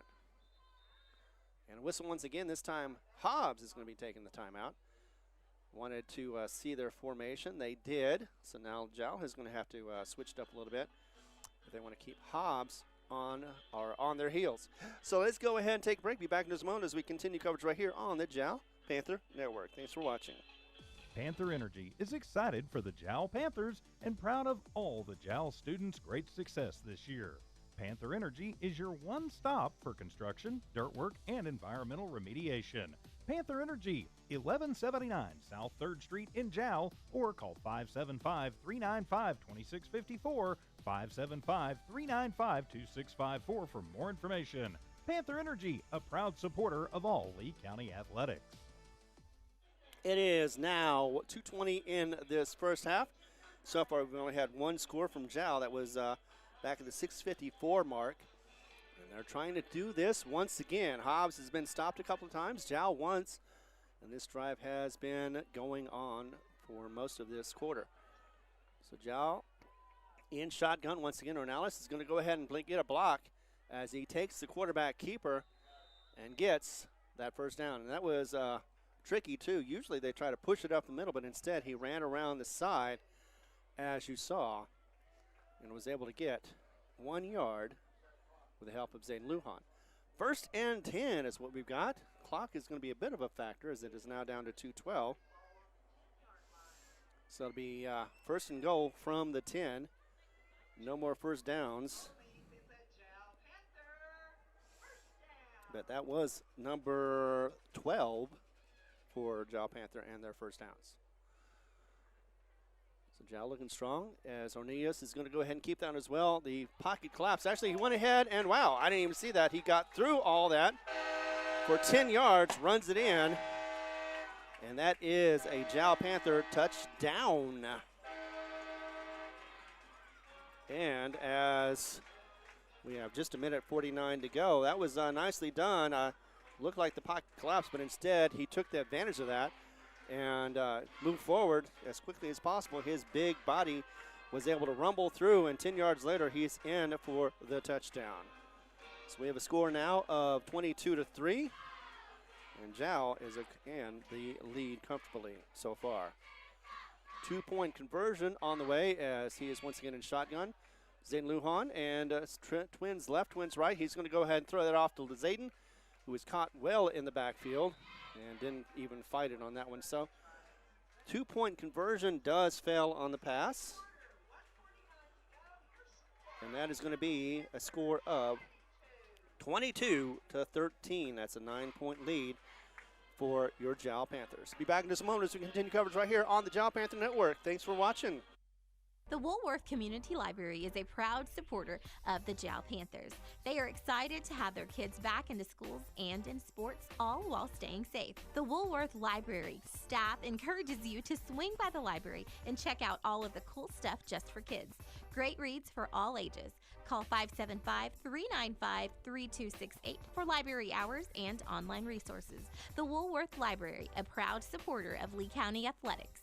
So remember, halftime is going to be here. We're going to have the third quarter start with Jal getting the ball. And don't forget, teachers, parents, and students, there will be school tomorrow. Now, I know the rest of the month there is not going to be, but because of Labor Day, you will have to go to school tomorrow. And they will call you probably if you don't show up on a Friday, although I wonder who's going to forget more, the teachers, the students, or the parents. Because it's one of those memory things. You're always used to having Friday off. So speaking of which, we do have a minute 49 to go before this half is over with. 9-point lead for the Jal Panthers. First one, the biggest one of the season for them.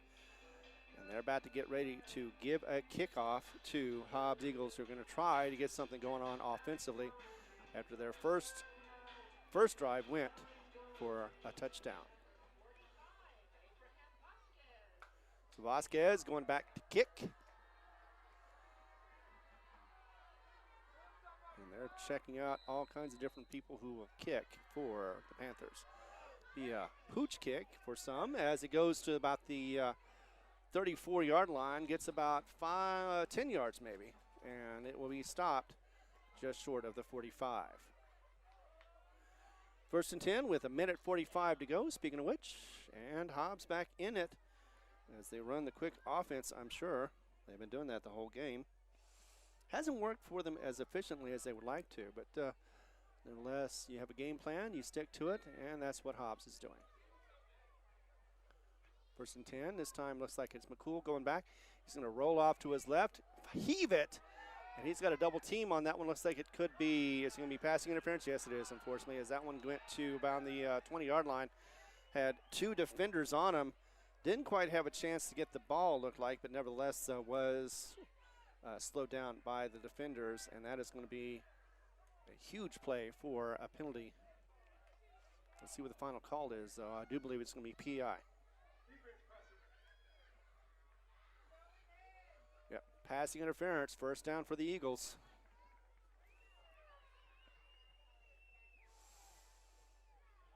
I think that's, well, actually I don't know, but that is a first down for the Eagles, definitely.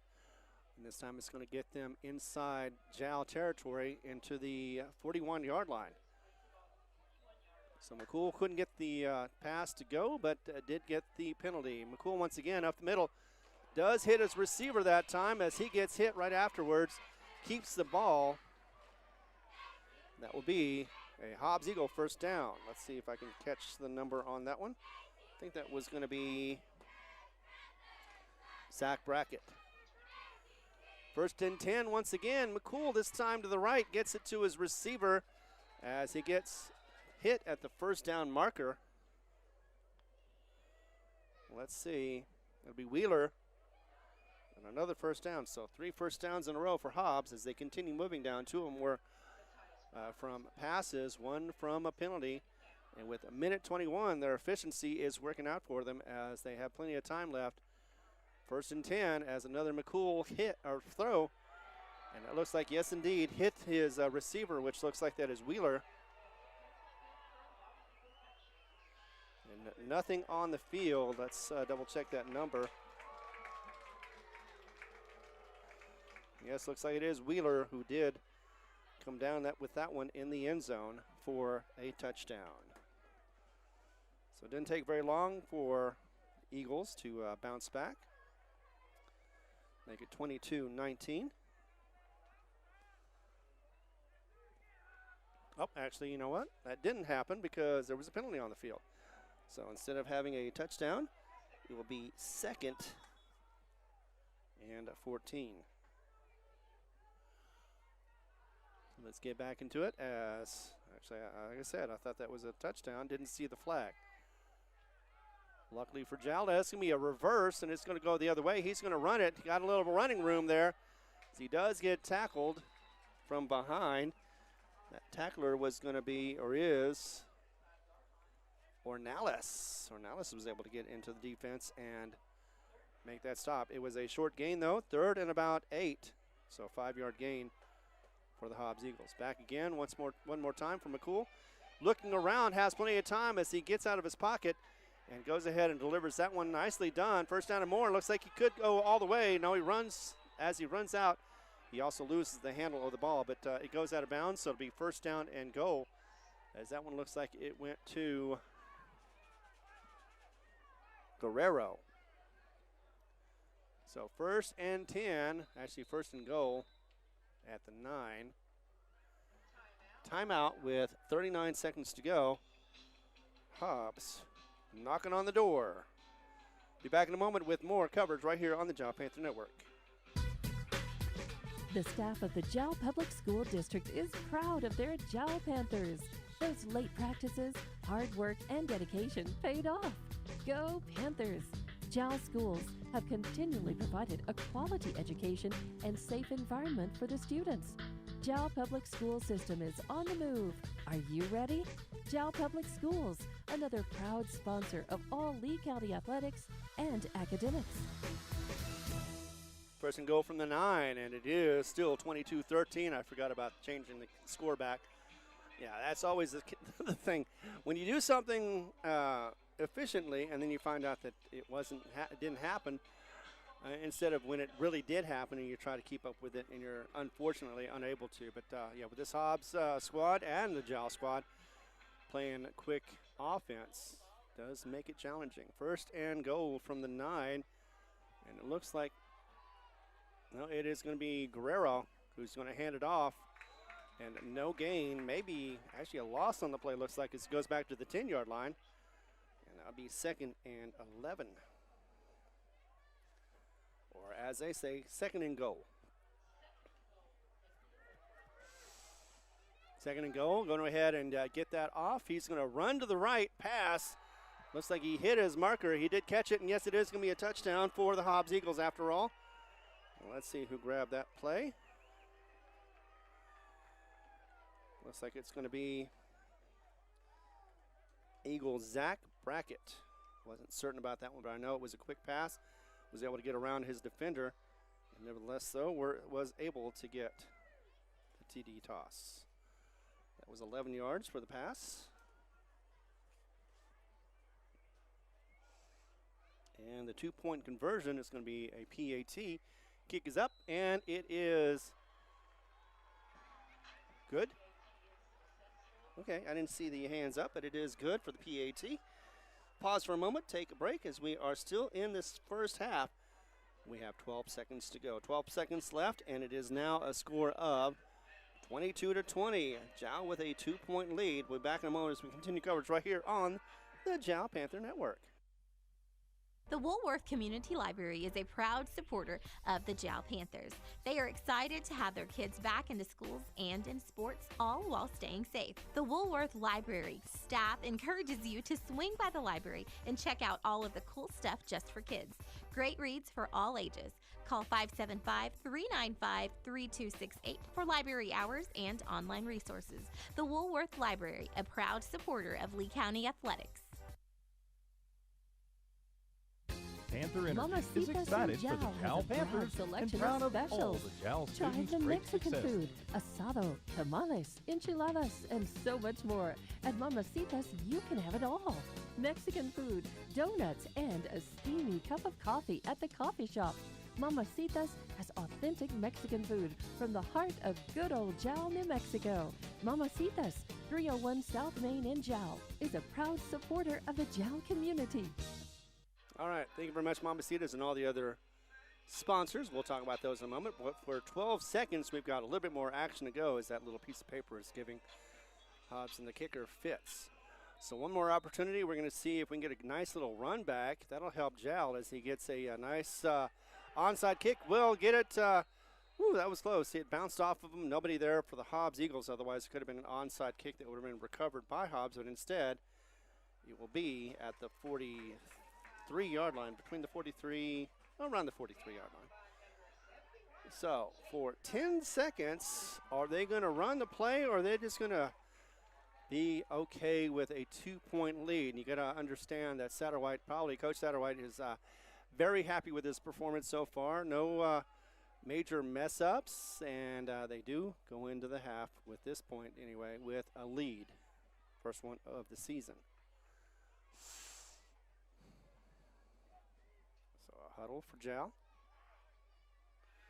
Spread this out to 2 plays if they wanted to with a pass or just a big run and see what they can do with their legs. They have been very successful so far with the legs on the ground game.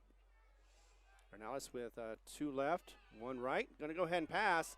And that'll be to Wheeler once again. And he is going to get it down to a couple, but not before a timeout. And that'll be Jal. So 1 second remaining, so they did call the timeout before the clock expired. It'll be 2nd down and 6. 2nd down to 6, and they are taking a timeout. Let's go and take one again with them as we continue coverage right here on the Jal Panther Network. Stay tuned. For over 25 years, Eunice Pump and Supply has been more than just a business. They've been a part of the heartbeat of Eunice. From the oil fields to the classrooms, Eunice Pump and Supply is all in backing the athletes, cheering on scholars, and investing in the future of Lee County. Eunice Pump and Supply takes pride in their hard-working team, their dedication to excellence, and most of all, the youth. Visit Eunice Pump and Supply, 1310 Avenue O in Eunice, and now proudly serving Lovington at 321 North Main. Your hometown partner and a proud supporter of Lee County athletics and academics. Eunice Pump and Supply, local, loyal, and proud to serve. All right, we are back as so are the players. 2nd down and 6. Even though the marker does show 1st down. And Jal with one more opportunity, unless there is a penalty, they're going to go ahead and heave it deep into the end zone. No, it's going to go out of bounds, so it doesn't matter. As that one was going to go to, looks like that was Davian Navarrete. So Navarrete out of bounds, and the clock does expire. We're end of the first half. It is a score of 22-20. Jal in the lead over the Hobbs Eagle JV squad. We'll be back in a moment as we continue coverage right here. And I'm going to look around to see if I can find some stats or something to talk about. Otherwise, it will be all about the scores and everything else. Thank you very much for joining us, by the way, on this Thursday night. I know there's a lot of things going on, and you can also, of course, watch this anytime you want to on hobbsamerica.com on YouTube. And if you are on YouTube, don't forget to subscribe. That way you can find it faster and get the notifications. That way it will give you the time and be able to find it with very little difficulty. Be back in a moment right here. Thanks for watching. The Woolworth Community Library is a proud supporter of the Jal Panthers. They are excited to have their kids back into schools and in sports, all while staying safe. The Woolworth Library staff encourages you to swing by the library and check out all of the cool stuff just for kids. Great reads for all ages. Call 575-395-3268 for library hours and online resources. The Woolworth Library, a proud supporter of Lee County athletics. Panther Energy is excited for the Jal Panthers and proud of all the Jal students' great success this year. Panther Energy is your one stop for construction, dirt work, and environmental remediation. Panther Energy, 1179 South 3rd Street in Jal, or call 575-395-2654, 575-395-2654 for more information. Panther Energy, a proud supporter of all Lee County athletics. The staff of the Jal Public School District is proud of their Jal Panthers. Those late practices, hard work, and dedication paid off. Go Panthers! Jal schools have continually provided a quality education and safe environment for the students. Jal Public School System is on the move. Are you ready? Jal Public Schools, another proud sponsor of all Lee County athletics and academics. All right, it is once again halftime, 22-20. Panthers in the lead, and this has a bit of a small town feel with the train going by as the horn is blowing, and kiddos are out there on the field taking advantage of the empty field, trying to get some playing time or just having some fun. Either way, this is Jal Panther Network. We'll be back in a moment. I want to thank our sponsors, by the way, the Jal Panther sponsors that include Panther Energy, Mamacitas, Jal Municipal Schools, Full Code Trucking, Eunice Pump and Supply, Iron Horse Sports Grill, Lavelle Insurance, Woolworth Community Library as well. Don't forget, tomorrow there is school for the Jal Panthers. And next week, their first road game, they're going to be going down to Van Horn to Texas to take on the Van Horn, Eagles. That's right. They're going to be taking on Eagles 2 weeks in a row. So that'll be interesting to see if they can fly high this week and as well as next week. But one at a time. Be back in a moment with more coverage as we continue it right here on the Jal Panther Network. For over 25 years, Eunice Pump and Supply has been more than just a business. They've been a part of the heartbeat of Eunice. From the oil fields to the classrooms, Eunice Pump and Supply is all in backing the athletes, cheering on scholars, and investing in the future of Lee County. Eunice Pump and Supply takes pride in their hard-working team, their dedication to excellence, and most of all, the youth. Visit Eunice Pump and Supply, 1310 Avenue O in Eunice, and now proudly serving Lovington at 321 North Main. Your hometown partner and a proud supporter of Lee County athletics and academics. Eunice Pump and Supply, local, loyal, and proud to serve. The staff of the Jal Public School District is proud of their Jal Panthers. Those late practices, hard work, and dedication paid off. Go Panthers! Jal schools have continually provided a quality education and safe environment for the students. Jal Public School System is on the move. Are you ready? Jal Public Schools, another proud sponsor of all Lee County athletics and academics. Mamacitas in Jal has a broad selection of specials. Try the Mexican food, asado, tamales, enchiladas, and so much more. At Mamacitas, you can have it all. Mexican food, donuts, and a steamy cup of coffee at the coffee shop. Mamacitas has authentic Mexican food from the heart of good old Jal, New Mexico. Mamacitas, 301 South Main in Jal, is a proud supporter of the Jal community. Panther Energy is excited for the Jal Panthers and proud of all the Jal students' great success this year. Panther Energy is your one stop for construction, dirt work, and environmental remediation.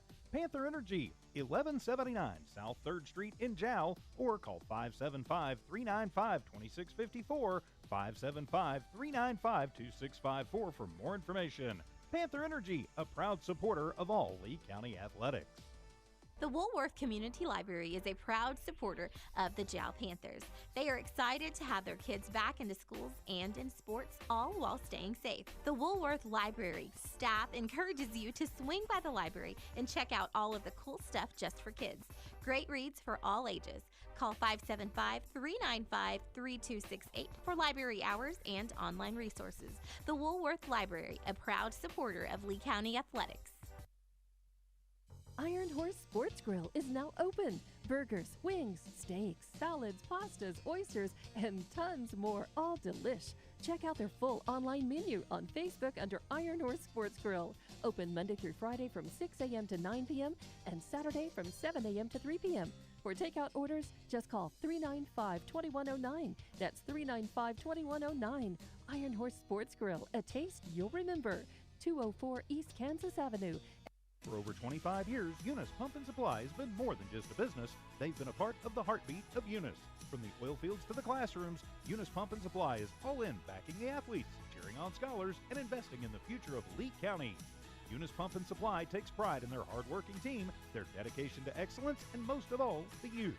Visit Eunice Pump and Supply, 1310 Avenue O in Eunice, and now proudly serving Lovington at 321 North Main. Your hometown partner and a proud supporter of Lee County athletics and academics. Eunice Pump and Supply, local, loyal, and proud to serve. The staff of the Jal Public School District is proud of their Jal Panthers. Those late practices, hard work, and dedication paid off. Go Panthers! Jal schools have continually provided a quality education and safe environment for the students. Jal Public School System is on the move. Are you ready? Jal Public Schools, another proud sponsor of all Lee County athletics and academics. All right, having fun over here as we continue the coverage. We've got 8:32 to go for the first half, and we also, of course, have the 2 minutes with warm-ups afterwards. So I am Ron Gunner. Thank you much for being here as I get all this information gathered up for you. Be another minute, be back again, and we'll get you the halftime report right here where we have our sponsors, Panther Energy, giving us more coverage so you can watch it both on hobbsamerica.com and on YouTube. Panther Energy is excited for the Jal Panthers and proud of all the Jal students' great success this year. Panther Energy is your one stop for construction, dirt work, and environmental remediation. Panther Energy, 1179 South 3rd Street in Jal, or call 575-395-2654, 575-395-2654 for more information.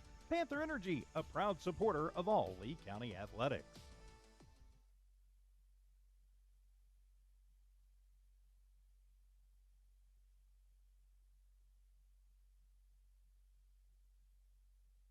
All right, just setting up all the scoring, and it is now a 42 points for both sides. 22 for Jal, 20 for the Hobbs JV squad of the Eagles. Let's get you started because it was the Eagles who got it off first after they've been basically playing no huddle offense, and it paid off for them in the first, as with 9:51 to go in the first quarter. It was the McCool to Oscar Avila who got the pass for 12 yards. PAT was kicked, and that was that was also Oscar. And he was able to get the point afterwards as well. 7-0 was the start of the game for the Hobbs Eagles to be out on front first. Then with 3:35 to go in the first quarter, it was Jal who came back strong after having a nice drive down the field. And that was their first one as well.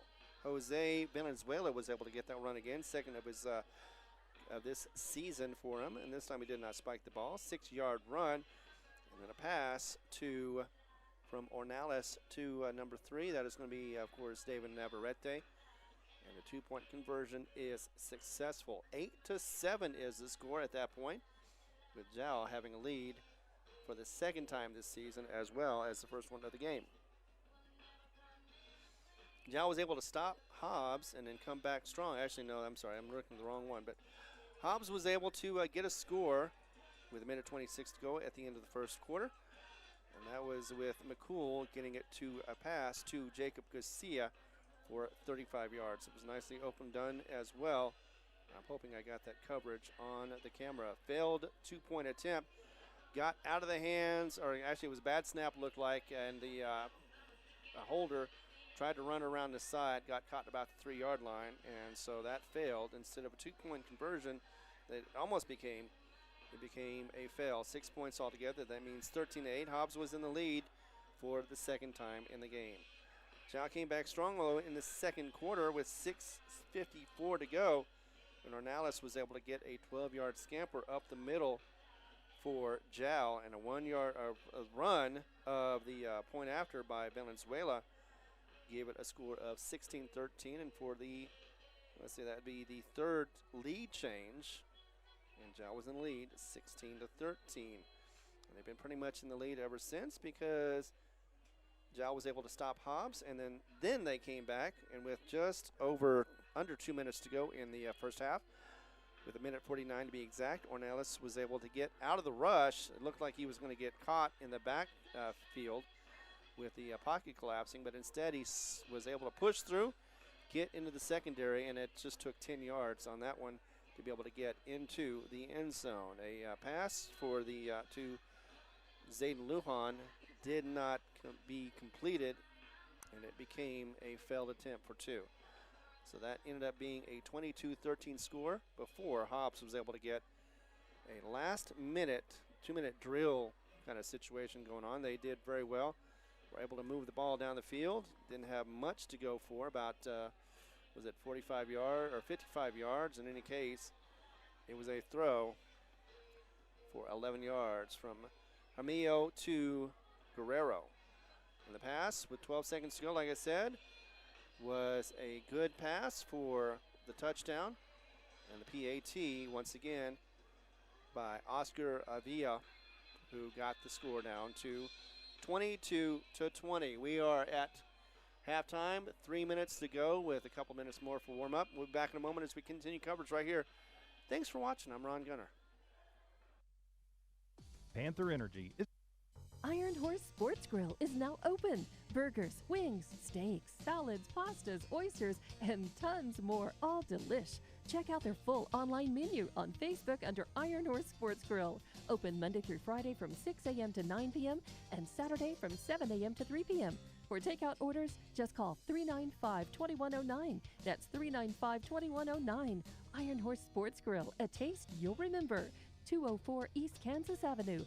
The Woolworth Community Library is a proud supporter of the Jal Panthers. They are excited to have their kids back into schools and in sports, all while staying safe. The Woolworth Library staff encourages you to swing by the library and check out all of the cool stuff just for kids.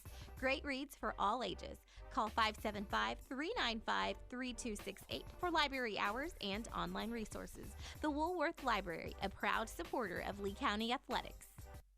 Got all these things going on. You look down, and it's still in the first quarter. I thought I had gotten to the second quarter at the very least, so I do apologize about that once again. But looking back up and down again is a lot of work, but nevertheless, so it is also fun to watch these two teams come out here and compete the way they are.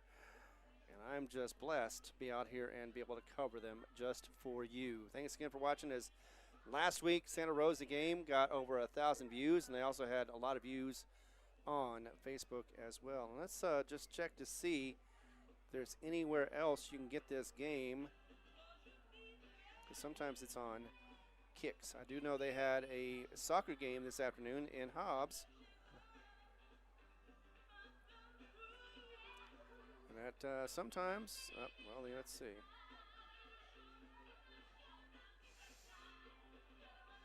You're the one that I want. Ooh, ooh, ooh, honey.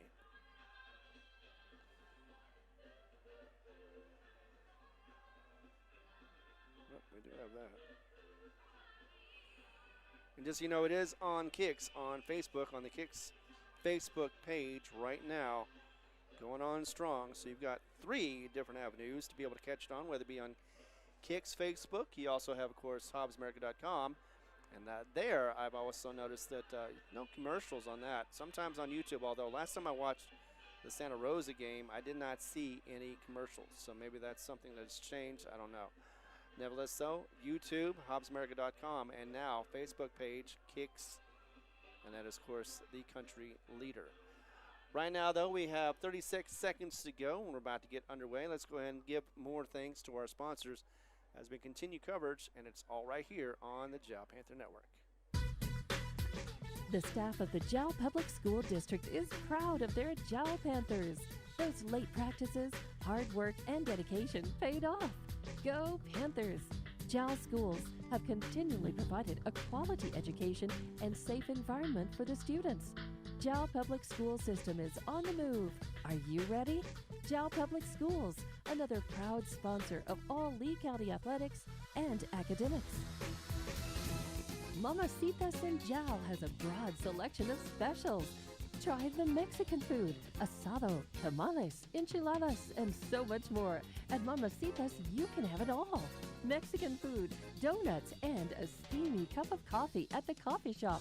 Mamacitas has authentic Mexican food from the heart of good old Jal, New Mexico. Mamacitas, 301 South Main in Jal, is a proud supporter of the Jal community. Panther Energy is excited for the Jal Panthers and proud of all the Jal students' great success this year. Panther Energy is your one stop for construction, dirt work, and environmental remediation. Panther Energy, 1179 South 3rd Street in Jal, or call 575-395-2654, 575-395-2654 for more information. Panther Energy, a proud supporter of all Lee County athletics. Go fight, win. That is what the crowd is saying right now with the cheerleaders. Lead them on. It is a close game, 22-20 as you see. We're into the third quarter. Halftime is just about to end as we are in the warm-ups right now on both sides. Though Jal looks like they are going to use a little bit more time. Usually it's the other way around, but Hobbs already set to get there started. And again, the referees are showing, you're on this side now. Remember that. Always have to change the field. They had problems with it last week, but this time around, it looks like they're going to be on the right side. So it looks like it'll be Jal from south to north this time, and Hobbs north to south. with a minute 27, no rush to get lined up, although Hobbs is getting lined up right now to kick the ball off. And once again, Jal is going to be starting off. Last I saw, Jal had 12 first downs. We'll talk about that at the end of the game. Plus, again, though, with the fastness of this, it's doing all I can to make sure I get something to talk about. But in the end, though, Jal playing some really good game. Second half, though, make sure they continue to do that. Of course, have some great success with less penalties, some good special teams as well. Here we go with special teams, speaking of which, as it's going to be kicked off. The kick is going to be short. It'll be about a 10, maybe 15-yarder. And that'll be in the hands of the Jal Panther. And that is going to be Brandon Reyes, who was able to get the ball. No gain on that one, but we'll start with good field position as the crew is out there getting the first downs markers and all. And it looks like it'll be at the 36-yard line of Jal. St. Lujan going out there along with David Navarrete. Arneius out there as well, of course.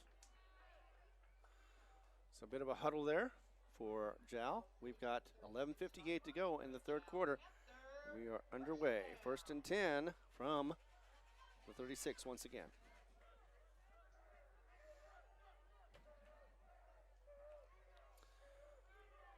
So third quarter, 1st and 10. Here we are. Cornelius has Zane Lujan next to him. He's got man in motion. That'll be Venezuela. Not going to take the ball this time. Instead, it's going to be a keeper for the quarterback. Gets about, he ended up, I thought he was going to get 5. He ended up pushing it to 8 yards for that run as he continued to move forward.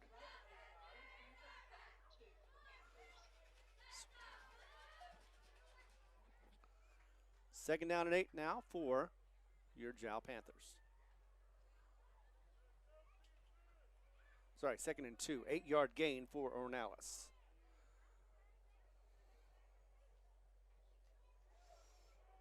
Check something out as we get the play. Going to be runners left and right Ornelas. 2 to the left, 1 to the right. And a handoff is going to be to Valenzuela. Going to get a first down and more. Get about 10 more yards as 3 converge. Eagles, that is. Actually, it was 4 that got him down, and it was Valenzuela who picked up his one of his defenders off the ground after the play was over, of course. First down for Jal. And that'll be Jal number 13 for this game.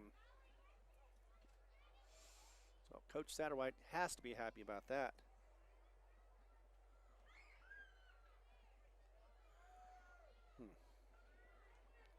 Maybe having a little difficulty with our internet. We'll find out here in just a second.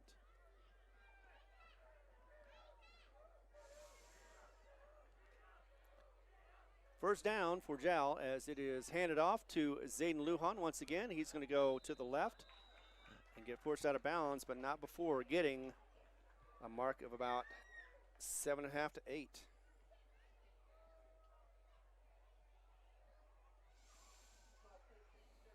Okay. Seems I've been having some difficulty with internet all day long, but 2nd and 2 once again for Jal, as that was an 8-yard gain once again from Zayden Lujan. Ran to the left. This time it'll be twins right as Ornelas is going to go ahead and hesitate, but he does get the first down and more. Gets about maybe 5-6 yards off that run. But number 14 for Jal and another first down.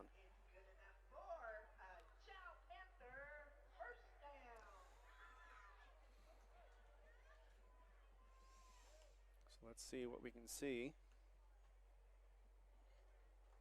Nothing. Oh, here we go. It looks like there is a little bit of video problems. I don't know why. Nothing has changed. As that one gets snapped, Ornelas back. He's going to go ahead and heave it into the end zone, but that is too far away as he outthrows his receiver by about 5 yards. Receiver on the play is going to be Navarrete, the man who was covering him. And again, that white and gold just kind of blend together for me anyway. I know they also do for Ty Friend. That was Gavin Horton who was able to try to defend that play. 2nd down and 10 now.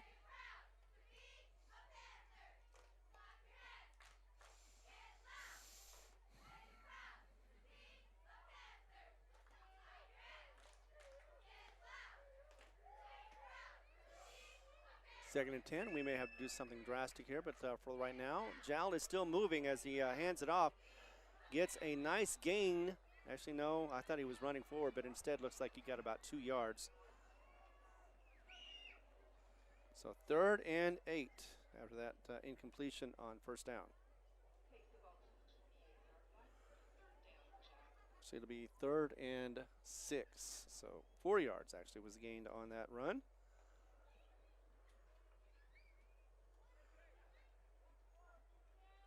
It'll be 3rd and 6.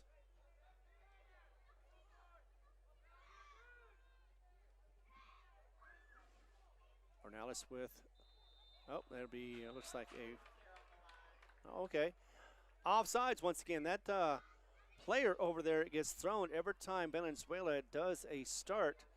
He moves forward, goes out of bounds, and that causes 5 more yards to be gained for Jal. 3rd and short, 3rd and 1 now after that 5-yard penalty.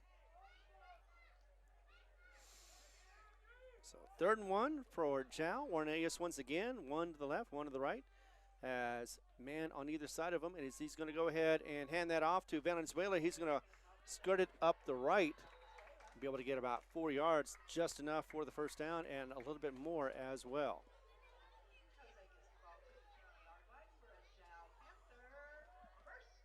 So that'll be number 15 for Jal. As Valenzuela once again was able to get that to the 1st down marker and more. It's at about 4 yards. Right now it is at the 20-yard line. Nicely done. Got 2 to the left, 2 to the right, and Ornelas is pretty much alone. Wheeler next to him as he's going to pass, go back to pass. He's going to fade to the right, get it off short to Wheeler, who is still in the backfield. Was able to get a few. And now we have a whistle as there's a flag in the backfield. Usually that means a hold. So this play could be negated.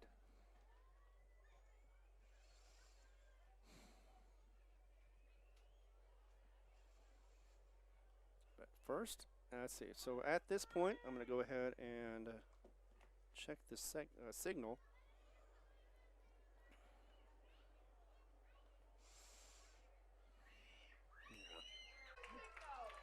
Yeah, that was Ornelas. So Ornelas was able to get the quarterback keeper, and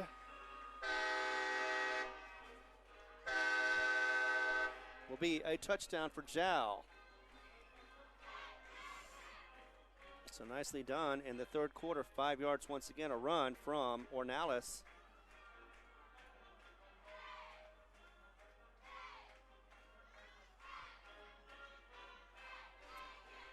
I said 6:41, so they're going ahead and line up for a 2-point conversion once again. No surprise. And Ornelas, a little movement there, and once again, going to cause a defense to move as well, get off sides. That has been one of the things that Coach Josh Gonzalez is going to have to address, as this is once again just their 2nd game of the season. So they've been having trouble trying to keep from getting offsides for the defense.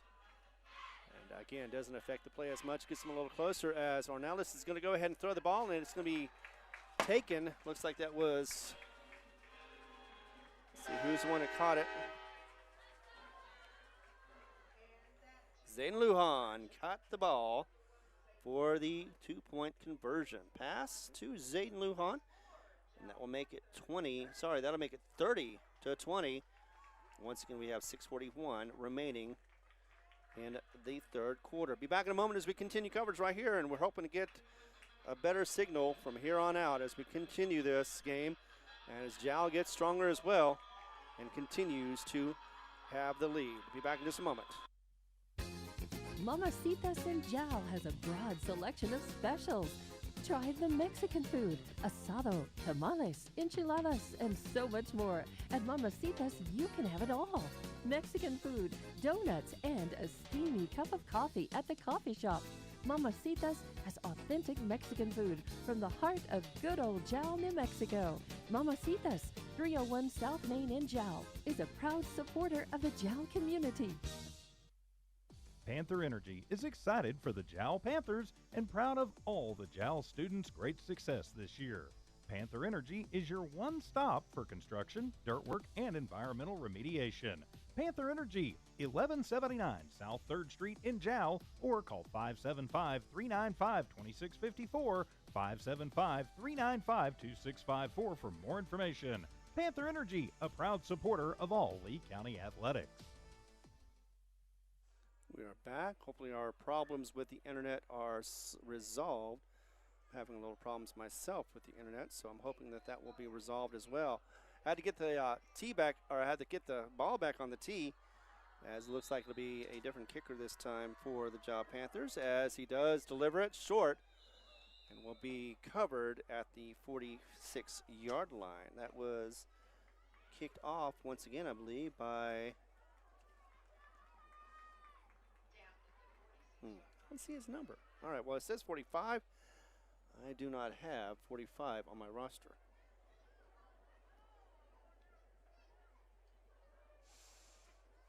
So there is that. So 1st and 10 already for Hobbs as we get underway. And it'll be in the backfield as it is going to be running around. He is trying to get some room. Did get a little bit, made a nice little loss into a gain of a couple. Looks like 3 to be exact. As that was a player that got out of that Houdini mess was Hall Mason. Oh.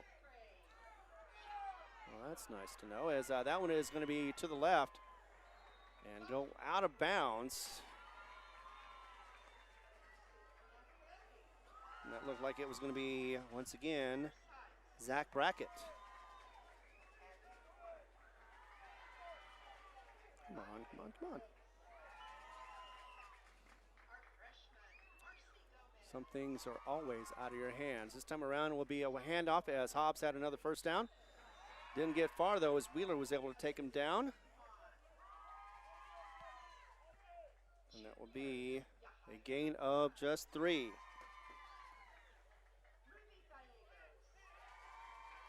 So 3 yards on the play. And that'll make it 2nd down and 7. There we go. Back to pass already is McCool. Actually, that's not McCool. That is Guerrillo, who tried to get it out, but instead gets tackled and may have a player down as well, as he tried to stretch.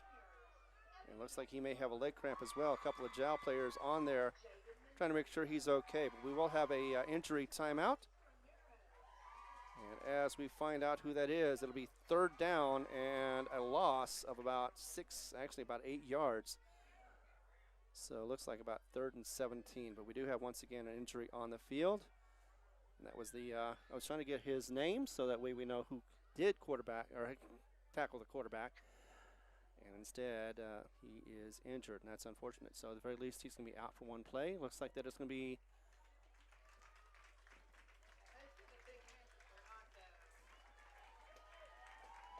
wrong one. Yes, that is going to be Cervantes. Steven Cervantes, the senior, is going to be out for one play. It does look like it was a little bit of an owie, but nothing that will slow him down other than the fact that he has to go out for one play. So 3rd and 16. Going to go ahead and go back to pass. Going to pass it.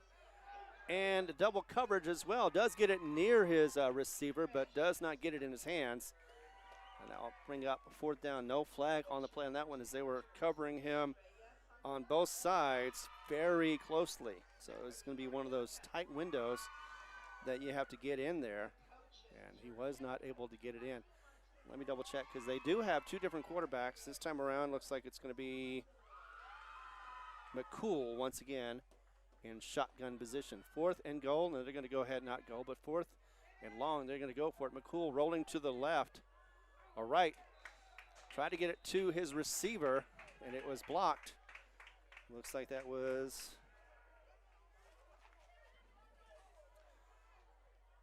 Ellis Gonzalez, the junior, but it looked like he was trying to get it to Zach Brackett and was unable to do so. Turnover of downs. We'll get it back over to Jal. 1st and 10 is what it is going to be after that 4th and 16 failed to convert.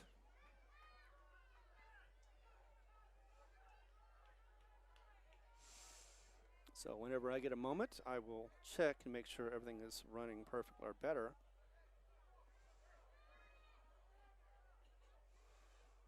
Hard to say, it doesn't look like it. 1st and 10, Ornalis is going to go ahead and hand it off to Zayden Lujan. He's going to get about 3 yards off that handoff from the right-hand side.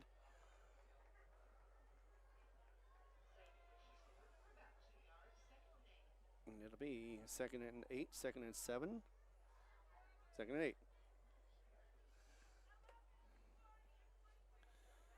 So 2nd and 8 is the call right now.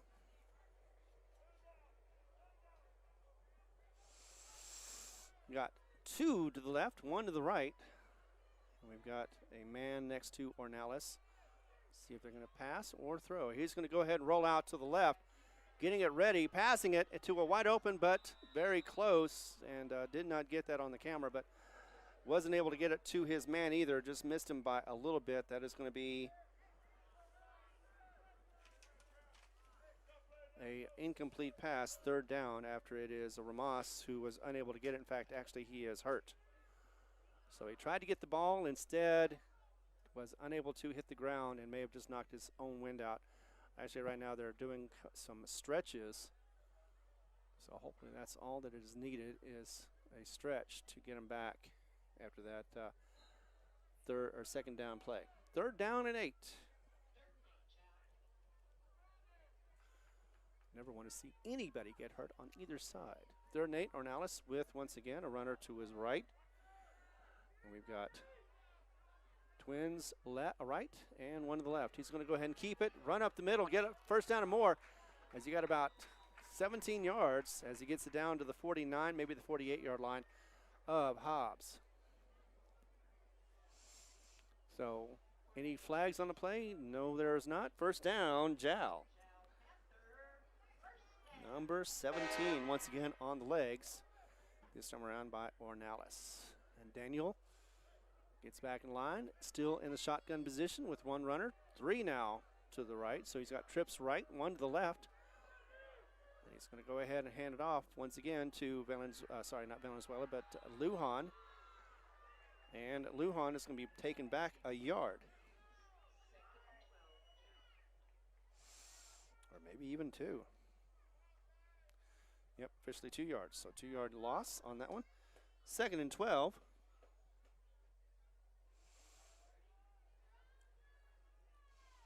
As we are on kicks. 100. Let's see. Let's try that. 2nd and 12.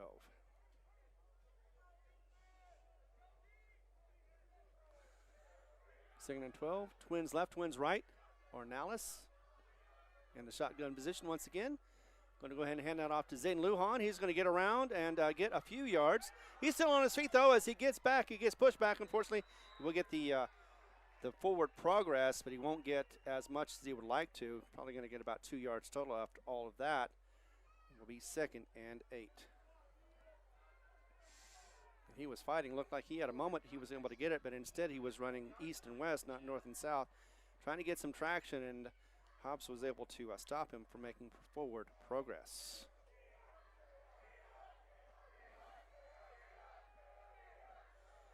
Third and 8.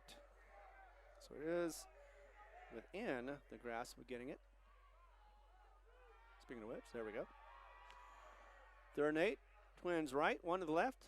Orneas going to go ahead and turn around pass as he gets it out to about the 20-yard line, and he had to become a defender as he had double team on that one. Looked like that was for Jal. That was Ian Faulkner. And just couldn't quite get to the right area for the junior, so it'll be 4th down and 8. 4th down and 8, yes. 4th down and 9 to be exact. Clock stops at 2:30 with the incompletion. They're going to go ahead and punt the ball, looks like, as Jal wanted to get another score, but unable to at that rate. But up by 10. Ornelas right there. Got a timeout. I see coaches calling timeout before the ball is snapped. Not happy with something, whether it be the crew out there or something, but either way, taking a timeout is Coach Satterwhite. We'll be back in a moment as we continue coverage right here on the Jal Panther Network. Mamacitas in Jal has a broad selection of specials. Try the Mexican food, asado, tamales, enchiladas, and so much more. At Mamacitas, you can have it all. Mexican food, donuts, and a steamy cup of coffee at the coffee shop. Mamacitas has authentic Mexican food from the heart of good old Jal, New Mexico. Mamacitas, 301 South Main in Jal, is a proud supporter of the Jal community. Panther Energy is excited for the Jal Panthers and proud of all the Jal students' great success this year. Panther Energy is your one stop for construction, dirt work, and environmental remediation. Panther Energy, 1179 South 3rd Street in Jal, or call 575-395-2654, 575-395-2654 for more information. Panther Energy, a proud supporter of all Lee County athletics. All right, we are back, and just in time, too, as the offense is going to go ahead and kick this. It'll be Ornelas. Took it a little couple extra steps. He's going to get a deep one as it hits at the 5. It is going to be picked up and taken down at about the, well, actually gets to, makes a 5-yard run to about an 8-yard run as he gets it up to around the 14-yard line. So after all that, Hobbs has the ball back. 1st and 10. Quick offense out again to set up.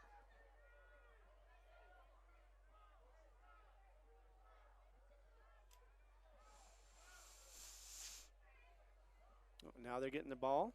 Had it thrown in. Hobbs' ball is in now. Under center and ready to go as soon as the ref gets in position, and it is handed off. Going to go to the left and be tackled. One of those that tackled for Jal. Looks like that was Daryl Armeya. He is a sophomore, so he's doing well. 2nd down and about 8. Once again, a handoff, this time around to the left-hand side.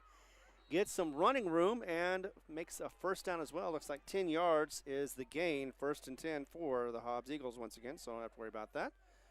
From the 2nd and 8 to 1st and 10. And now it'll be set up at the 26-yard line for Hobbs. Another quick snap as this one hits the ground. He's going to go ahead and pick it up and run and just kind of shovel it out of bounds as well, so no loss on the play. And that looks like it is the backup quarterback. I don't know the classes on these players. I just barely have their names. So that was actually McCool who avoided the sack. So 2nd down and 10 for McCool and Hobbs Eagles. Going to go ahead and set back to pass. He's looking around, has some time, does get flushed out of the pocket and tries to throw it, but it's over his receiver's head. And that receiver is going to be Jason Guerrero, the wide receiver for Hobbs.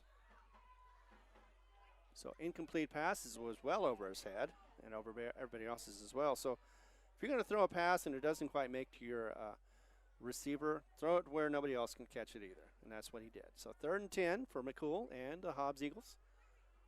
With a 10-point deficit, Hobbs is trying to get back into this game. And, of course, Jal is trying to keep the lead and win their first game of the season. McCool back to pass as there's already a hold on there. He's going to go ahead and break out of it, get to the 35, 40, 45, 50. And he's going to get knocked out of bounds about the 49-yard line. But I think this is all going to be coming back. It's mute, as there's going to be a flag on the play back in the backfield. Holding it is by the Hobbs Eagles offense, and that'll bring it back. So all for naught. Nice run, but it won't show up in the end.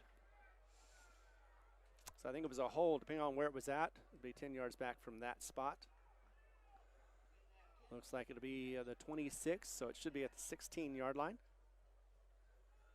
That's exactly where it's going to be. Third down now and long.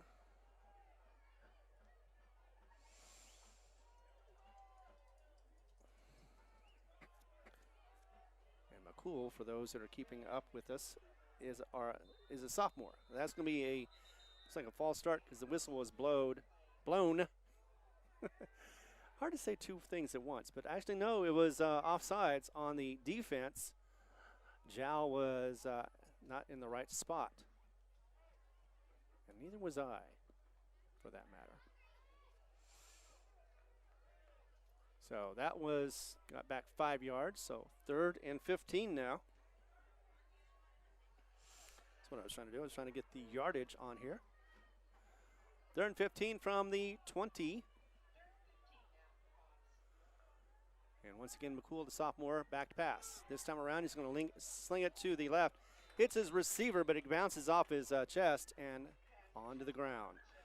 Incomplete. And even though that would have been Wheeler who would have been able to get that ball, I don't know if it would have been good enough for anything. He was already tackled after he got hit by the ball, so unlikely that he would have gotten anything after that. But I think in most cases he may have been running or thinking about running before the ball got there. Either way, miscommunication or just misjudgment of the ball, and it's 4th down and about 15.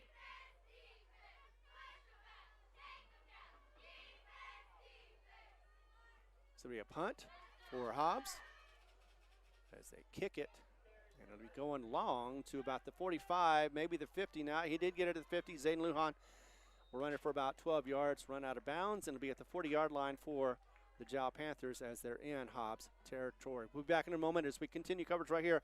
Yes, it is the Jal Network on HobbsAmerica.com, YouTube, and on Kicks on the Facebook page. The Woolworth Community Library is a proud supporter of the Jal Panthers. They are excited to have their kids back into schools and in sports, all while staying safe. The Woolworth Library staff encourages you to swing by the library and check out all of the cool stuff just for kids. Great reads for all ages. Call 575-395-3268 for library hours and online resources. The Woolworth Library, a proud supporter of Lee County Athletics. Trips to the left, and we're going to go ahead and get Ornelas. He's going to hand it up the middle to Zayden Lohan. He's got 5, 10, 15, almost 20 yards on that one as he knocks his defender out of bounds as well as he goes out of bounds. And so that'll be a flag on the play. So let's see what happens on that one. Let's see. I can't find where the flag is at. It is going to be against Jal. At that point, that's all that matters, is it was against Navarrete, and I do believe that could have been a hold. So instead of a nice gain for Zayden Lujan, we're going to go back. But turns out to be 4 more yards. So 1st and 14 is what Jal is looking at as they're backed up. Still in Hobbs territory at the 43-yard line. Hope everybody's enjoying this game out there. I know I am. Nice cool night, and possibility of rain this weekend as well. And once again, could put a damper on some of the games that are going on Friday night. Of course, we'll find out about it when the weather tells us. Twins to the left, one to the right. Ornelas with probably Valenzuela or Lujan. Wheeler right there just near him.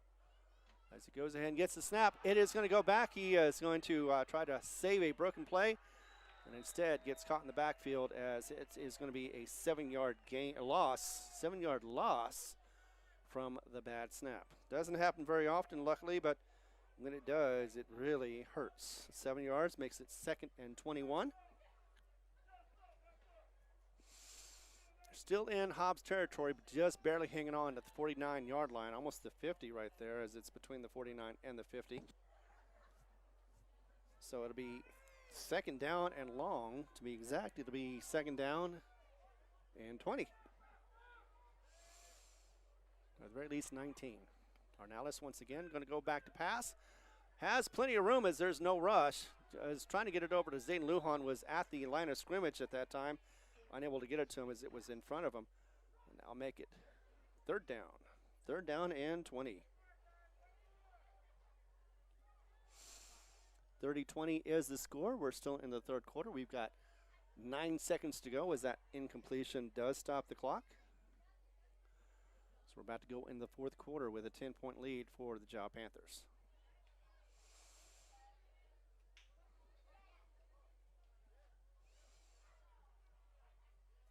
The question is, should they go for it, or are they going to go ahead and punt it? I think they're going to punt, but we shall see.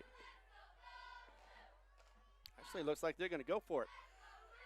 As they are lined up, Arnales is going to go ahead and roll out to the left, pass it, and get it off to just short, though. It is a nice gain. Let's see who got that, as another one is down. Oh, my gosh. It could be Valenzuela, Jose Valenzuela, who got that pass. Is on the sideline right now and holding his head. So not a good sign for Jal. That was a gain of, well, actually it's now fourth down and short.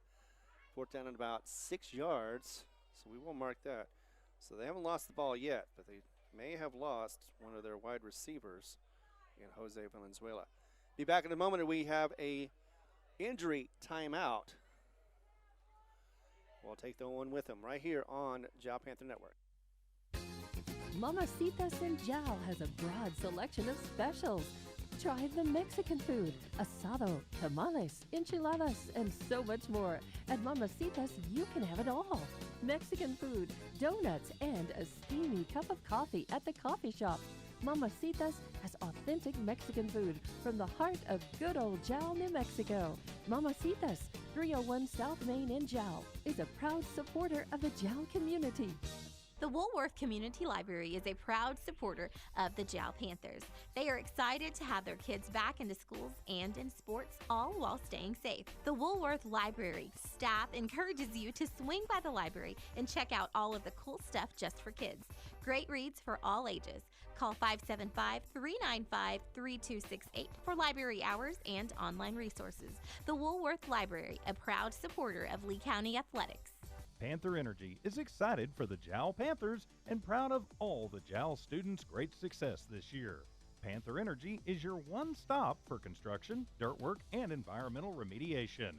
Panther Energy, 1179 South 3rd Street in Jal, or call 575-395-2654, 575-395-2654 for more information. Panther Energy, a proud supporter of all Lee County athletics. So the scene is set. 2 seconds to go before the end of the third quarter. Jal has the ball, 4th and 6th, and they're right now located at the 36. But the problem is, or 35. But the main concern is Valenzuela. Jose Valenzuela has been on the ground. He has had several people looking at him right now. Got the teams kneeling on both sides, hoping that he is going to be okay and able to continue on. But actually more that he's okay. Whether he continues or not is secondary. But right now, of course, we're still in a major timeout, and we have a lead of 10 for Jal. It is 9:12 on the clock right now. Hopefully the situation with the internet has been resolved, and you're getting a clear, clean picture, or at least that's what I can get you for the camera anyway, from this angle.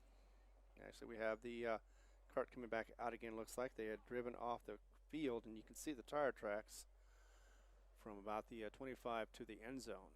That'd be one way to score if you could do that. Ooh, that's a bad thing. They are coming out with a stretcher. So this will take a moment longer.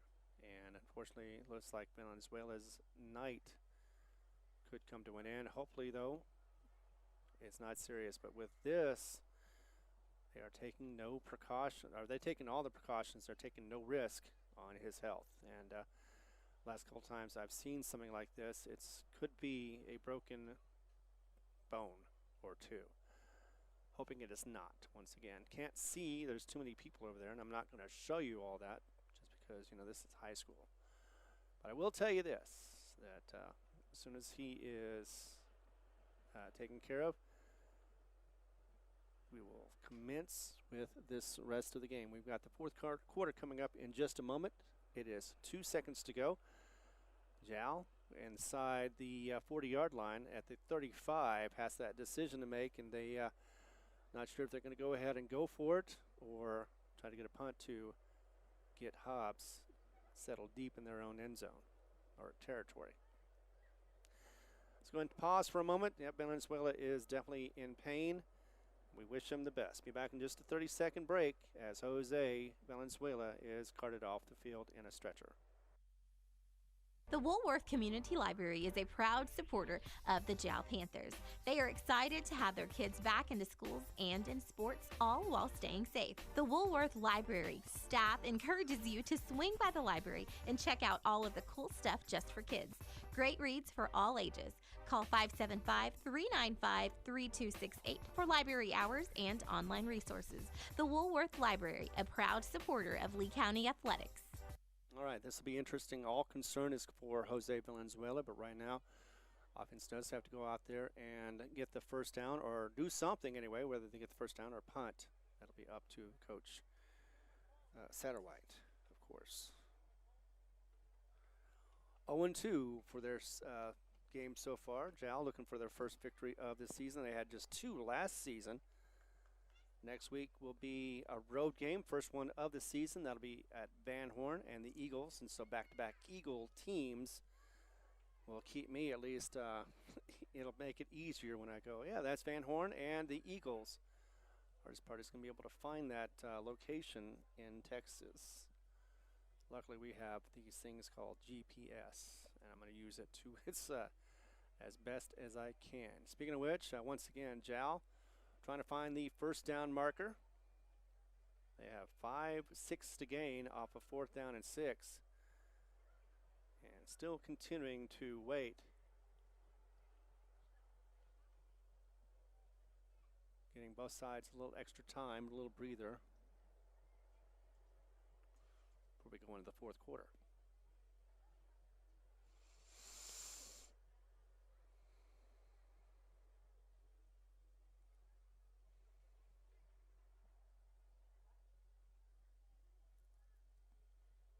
Looks like no action. I'm going to go ahead and take a break. We'll be back in a moment with more right here. For over 25 years, Eunice Pump and Supply has been more than just a business. They've been a part of the heartbeat of Eunice. From the oil fields to the classrooms, Eunice Pump and Supply is all in backing the athletes, cheering on scholars, and investing in the future of Lee County. Eunice Pump and Supply takes pride in their hardworking team, their dedication to excellence, and most of all, the youth. Visit Eunice Pump and Supply, 1310 Avenue O in Eunice, and now proudly serving Lovington at 321 North Main. Your hometown partner and a proud supporter of Lee County athletics and academics. Eunice Pump and Supply, local, loyal, and proud to serve. All right, we are back. Jal is ready to go. Got a couple of homecoming games this weekend. Jal is in 2 weeks. We'll talk about that, of course, as the game goes. But right now it's 4th and 6. Looks like once again, Ornalis and Jal is going to go for it. This man in motion doesn't flinch this time for the Hobbs Eagle defense. Gets a run up the middle for Ornalis. It's going to be marked short of about 1.5 yards. And not only does that stop the Jal drive at the turnover of downs, but also it'll be the fourth quarter to start up here in a moment. Into the third quarter, you got a 10-point lead for Jal. And when we come back, Hobbs will have the ball 1st and 10 at the 30. Be back in a moment as we continue coverage right here on the Jal Panther Network. Mamacitas in Jal has a broad selection of specials. Try the Mexican food, asado, tamales, enchiladas, and so much more. At Mamacitas, you can have it all. Mexican food, donuts, and a steamy cup of coffee at the coffee shop. Mamacitas has authentic Mexican food from the heart of good old Jal, New Mexico. Mamacitas, 301 South Main in Jal, is a proud supporter of the Jal community. All right, once again, 1st and 10 for Hobbs at the 30-yard line as we get the ball moved to the right spot.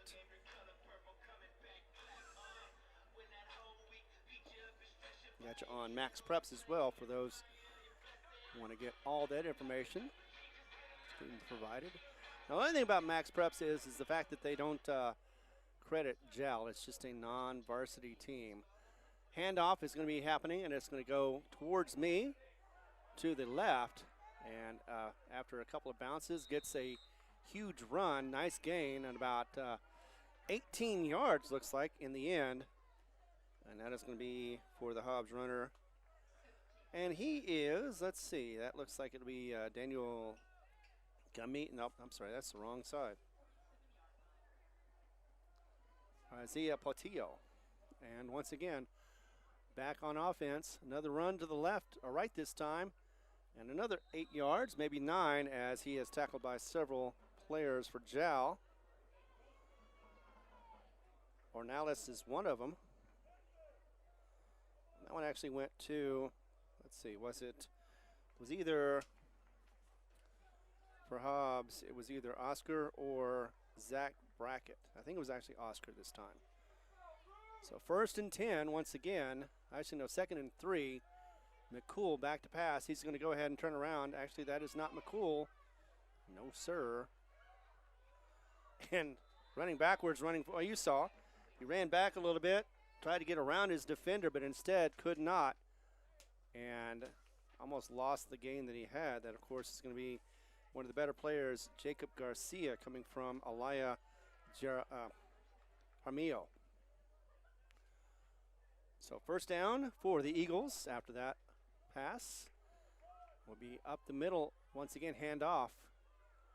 And tackled, nope, he is going to go ahead and break that tackle and get a definitely 10, 20, 30 more yards as he is taken down inside the red zone at about the 12-yard line. That is going to be from the 42 down to about the 17-yard line. It's about 25 yards right there. So made something out of nothing on that one. That was going to be, of course, the running back for Hobbs, Oscar Avila. 1st and 10 once again inside the red zone. Is it going to be handed off once again to Oscar? Gets a few yards before being slammed down to the ground. And Jal is able to stop that run from happening or getting any more than 3. 2nd down and 7. And the action is still fast and furious. No cars, though. 2nd down and once again passed off. This time it will be McCool to get it to a few yards. We get a 3rd and short, as that was pass to Jason Guerrero.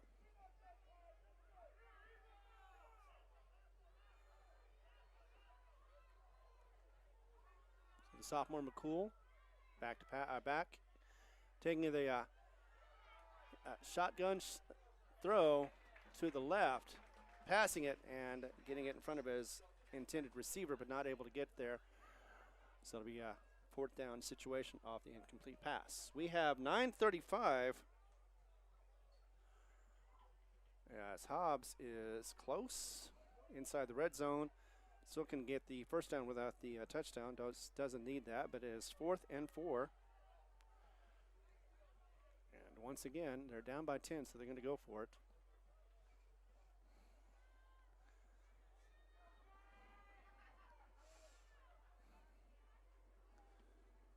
Cool, trying to see if they can get the defense to jump. No, he did not, so instead he handed it off to Oliva.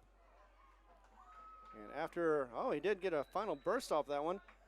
It was going to be, looked like he was wrapped up, but he did lunge forward after he had about 3 defenders on him. One of them was going to be,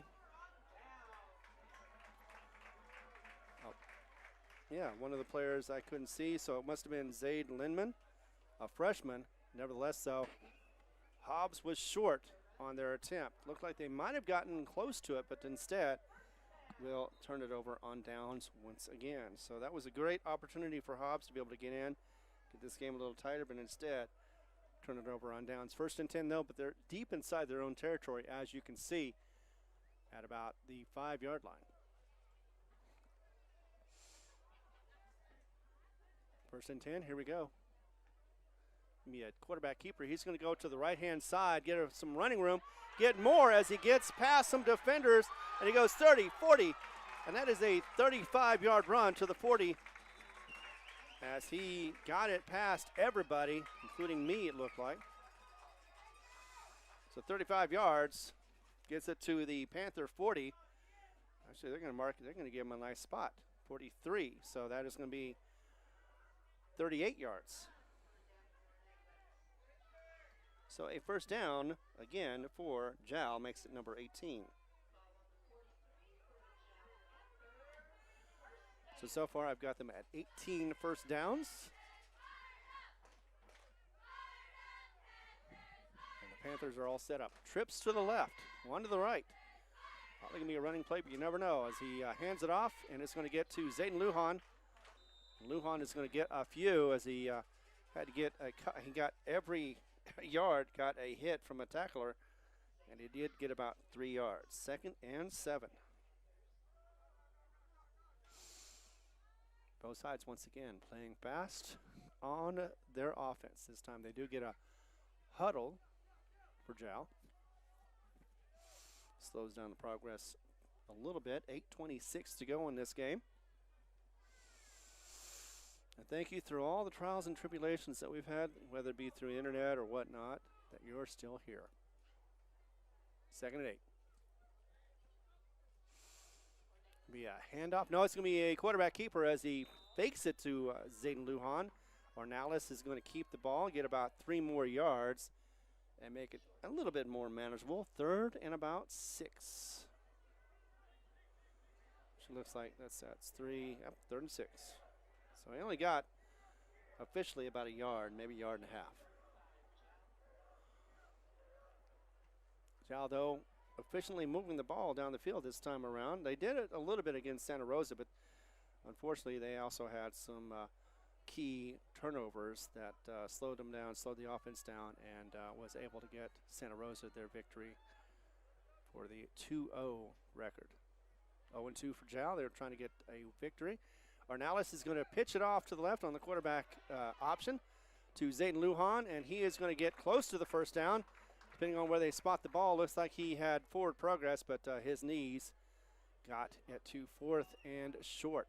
So about half a yard is what we're looking at right now.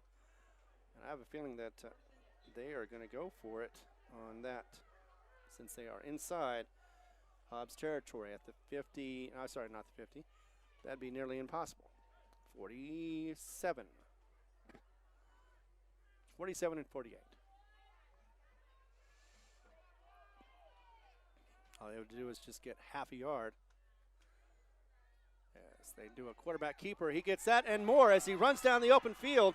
He's got it down to the 20, 25-20, and he's going to be stopped just inside the 20-yard line. Once again, Ornalis using his legs, get that burst of speed, and also had a wide open field. Nobody there to slow him down or stop him, but when he did, he was already in for the first down. Looks like that was a 30-yard gain in the end, if not less.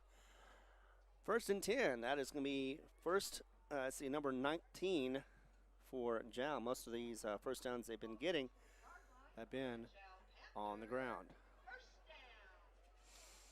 So the running game once again is playing strong for Jal. Wouldn't be too surprised with 6:20 to go. They may try the end zone. Oh, they won't though. They're going to go ahead and run it up the middle. Hand it off to Zayden Lujan. Is tackled quickly. And we'll get 1. 2nd and 9.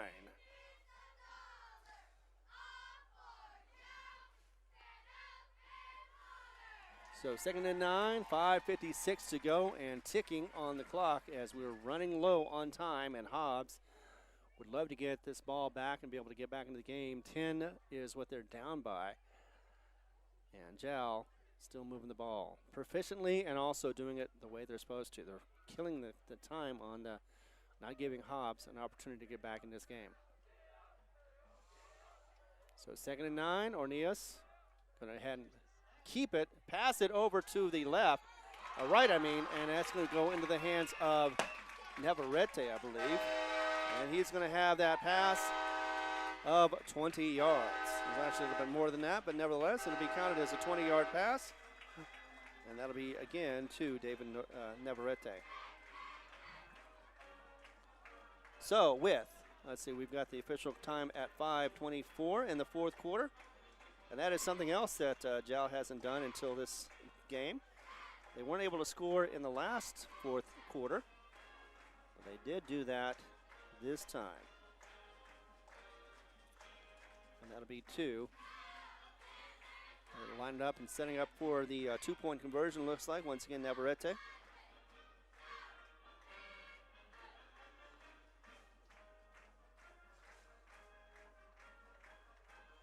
So what I thought they were going to do in the first down, they ended up doing in the second down. Oh, and then we have a player injured on the field. So we're going to take a timeout with them.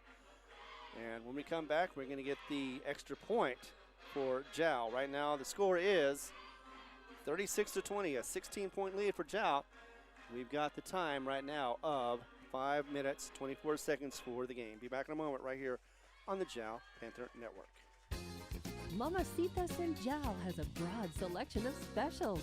Try the Mexican food, asado, tamales, enchiladas, and so much more. At Mamacitas, you can have it all. Mexican food, donuts, and a steamy cup of coffee at the coffee shop. Mamacitas has authentic Mexican food from the heart. That was Navarrete, who was shaking up a little bit, has to set out for the play, so he won't be there for the 2-point conversion. Ornelas is set back in the shotgun position once again. And will throw it. Throw it a little quicker than he wanted to. It looks like he had to throw it to Zayden Lujan, unable to get it to him. And so the 2-point conversion does fail once again, unfortunately. But it does mean that Jal is up 36-20. And in the lead with just 5:24 remaining. We'll be back in a moment as we continue coverage right here on the Jal Panther Network. Thank you. Panther Energy is excited for the Jal Panthers and proud of all the Jal students' great success this year. Panther Energy is your one stop for construction, dirt work, and environmental remediation. Panther Energy, 1179 South 3rd Street in Jal, or call 575-395-2654, 575-395-2654 for more information. Panther Energy, a proud supporter of all Lee County athletics. 5:24 remaining in this game, and it is now a 16-point lead for the Jal Panthers, who unfortunately had a couple of injuries. Maybe Navarrete will be okay. He was able to walk under his own power off the field after that score. So not concerned about him as much as with Jose Valenzuela, who was carted off. And we'll find out about him next week, and hoping that he is okay, that it wasn't too serious. Of course, that is one of those things that happens. Luckily, doesn't happen every game. And if we could help it, we don't want it to happen at all. That's why you have the pads and the helmets and everything else to protect the players as best as possible. But once again, 5:24, and Jal is lining up to get their kickoff to the Hobbs Eagles, the JV squad once again. 1-0. Looks like they're going to have a 1-1 record after this game unless something happens drastically.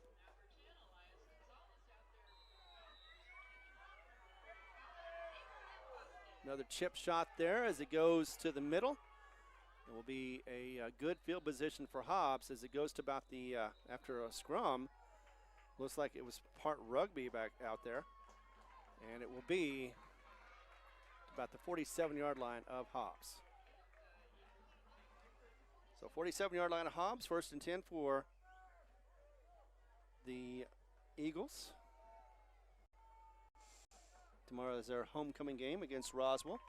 Eunice also has a homecoming game, and in 2 weeks, Jal will have their homecoming game as well. Of course, we'll talk about that this week, next week, and everything else.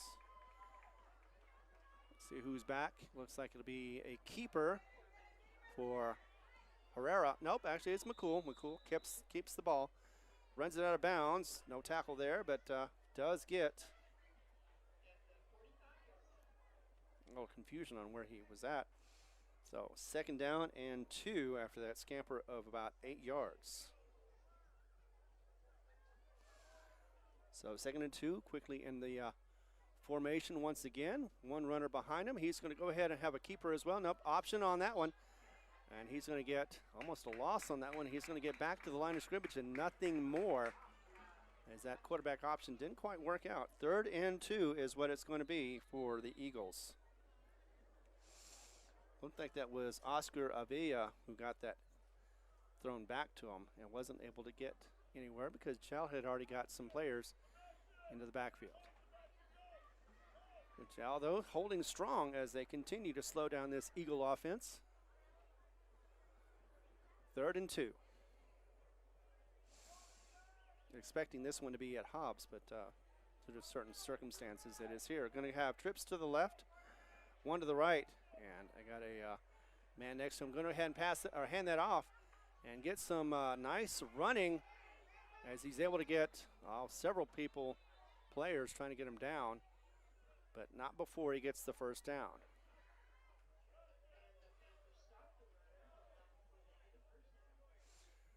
Looks like once again that was Zach Brackett. So first down for the Eagles at the 41-yard line. And already back to pass is McCool. He's going to go out. He's being chased down now by 2. He's going to find some opening, get a runner, actually a receiver, and find a first down as well as he gets it down to the 28-yard line. And that is going to be, once again, a player who's been doing a lot for the team. That is going to be Jacob Garcia.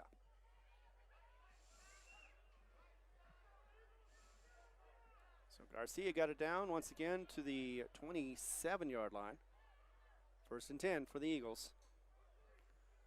McCool back to pass for the sophomore. He's going to go ahead and look to the right, deliver it, and just on time and at the right spot as well. Didn't get much of a gain, but still, nevertheless, was accurate with his throw. I've noticed that's one thing about McCool. He is cool with his passes. So that could have been a player known coming up for 88. That would have been Wheeler. Another second down, and it's going to be another pass. He's going to get around 3 defenders before getting knocked down. Looks like he's going to be close to. Actually, he's going to get that first down. He just got it by 1 yard, so it'll be 6. And that is going to be for Pace, I believe. Pace with the first down catch on that one from McCool. McCool once again to the shotgun. Going to go back to pass, and with the time running low, gets that one as he is already on the ground, so it'll be a catch and a stop of 6 yards. 6 yards with 3:28 to go. And it'll be second down at about 4.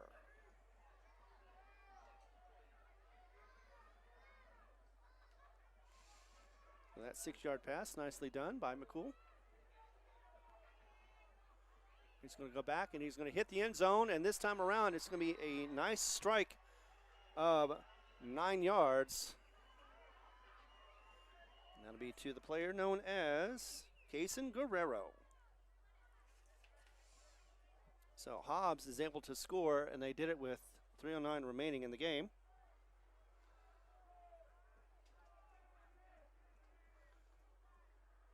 And then the two-point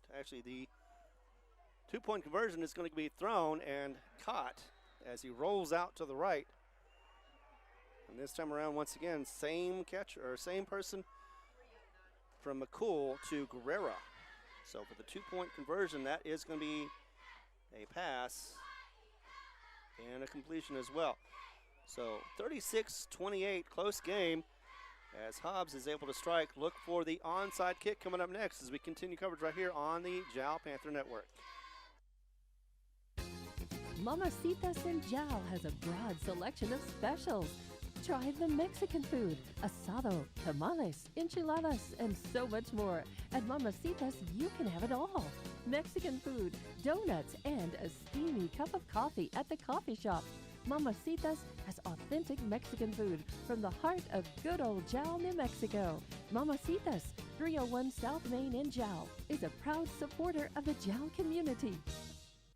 Iron Horse Sports Grill is now open. Burgers, wings, steaks, salads, pastas, oysters, and tons more, all delish. Check out their full online menu on Facebook under Iron Horse Sports Grill. Open Monday through Friday from 6 a.m. to 9 p.m. and Saturday from 7 a.m. to 3 p.m. For takeout orders, just call 395-2109. That's 395-2109. Iron Horse Sports Grill, a taste you'll remember. 204 East Kansas Avenue. 3:09 remaining in this game. Hobbs gets it back to a score. All they have to do now is either stop Jal or maybe even get an onside kick and be able to get back and try to get into this game once again. Just scored with a 2-point conversion. Both those went to Guerrero. And Hobbs with their final piece going to be lining up. They have to have 5 on the left and 5 on the right. That's the formation they need to have, otherwise it'd be a penalty. So they are set for the kickoff. Once again, let's see if it's going to be onside or if it's going to be a full-blown kick. Onside it is, and it's going to go 10 yards. Let's see who gets it in the end. That looks like Hobbs may have gotten it, but we'll find out here with the refs.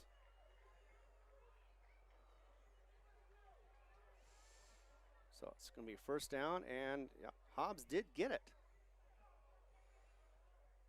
So they are going to be going on offense at the 49-yard line.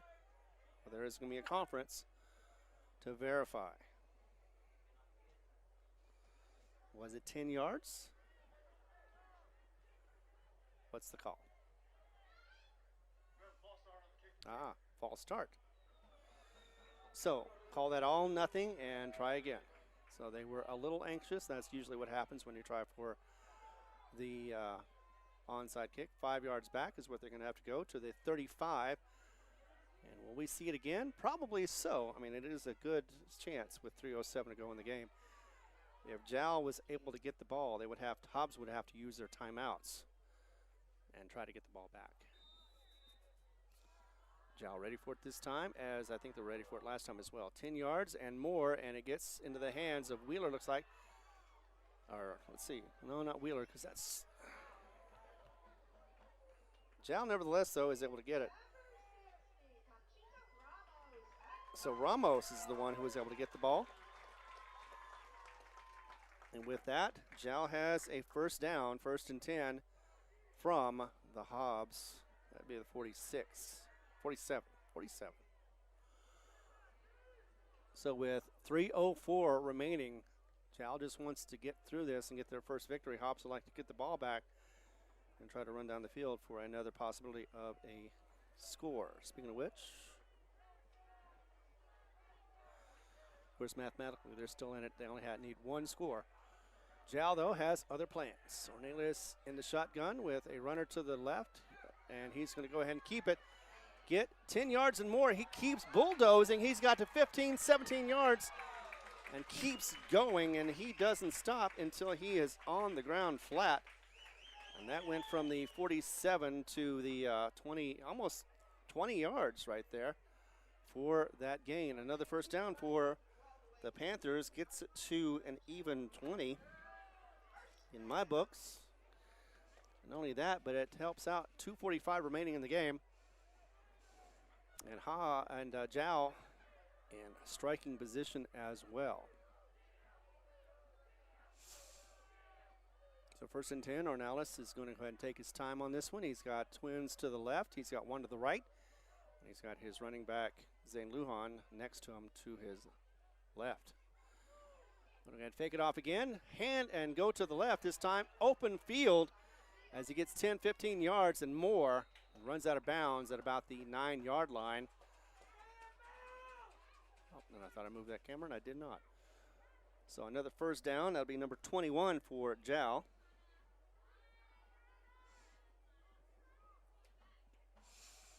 And inside the red zone, once again, will be the Jal Panthers.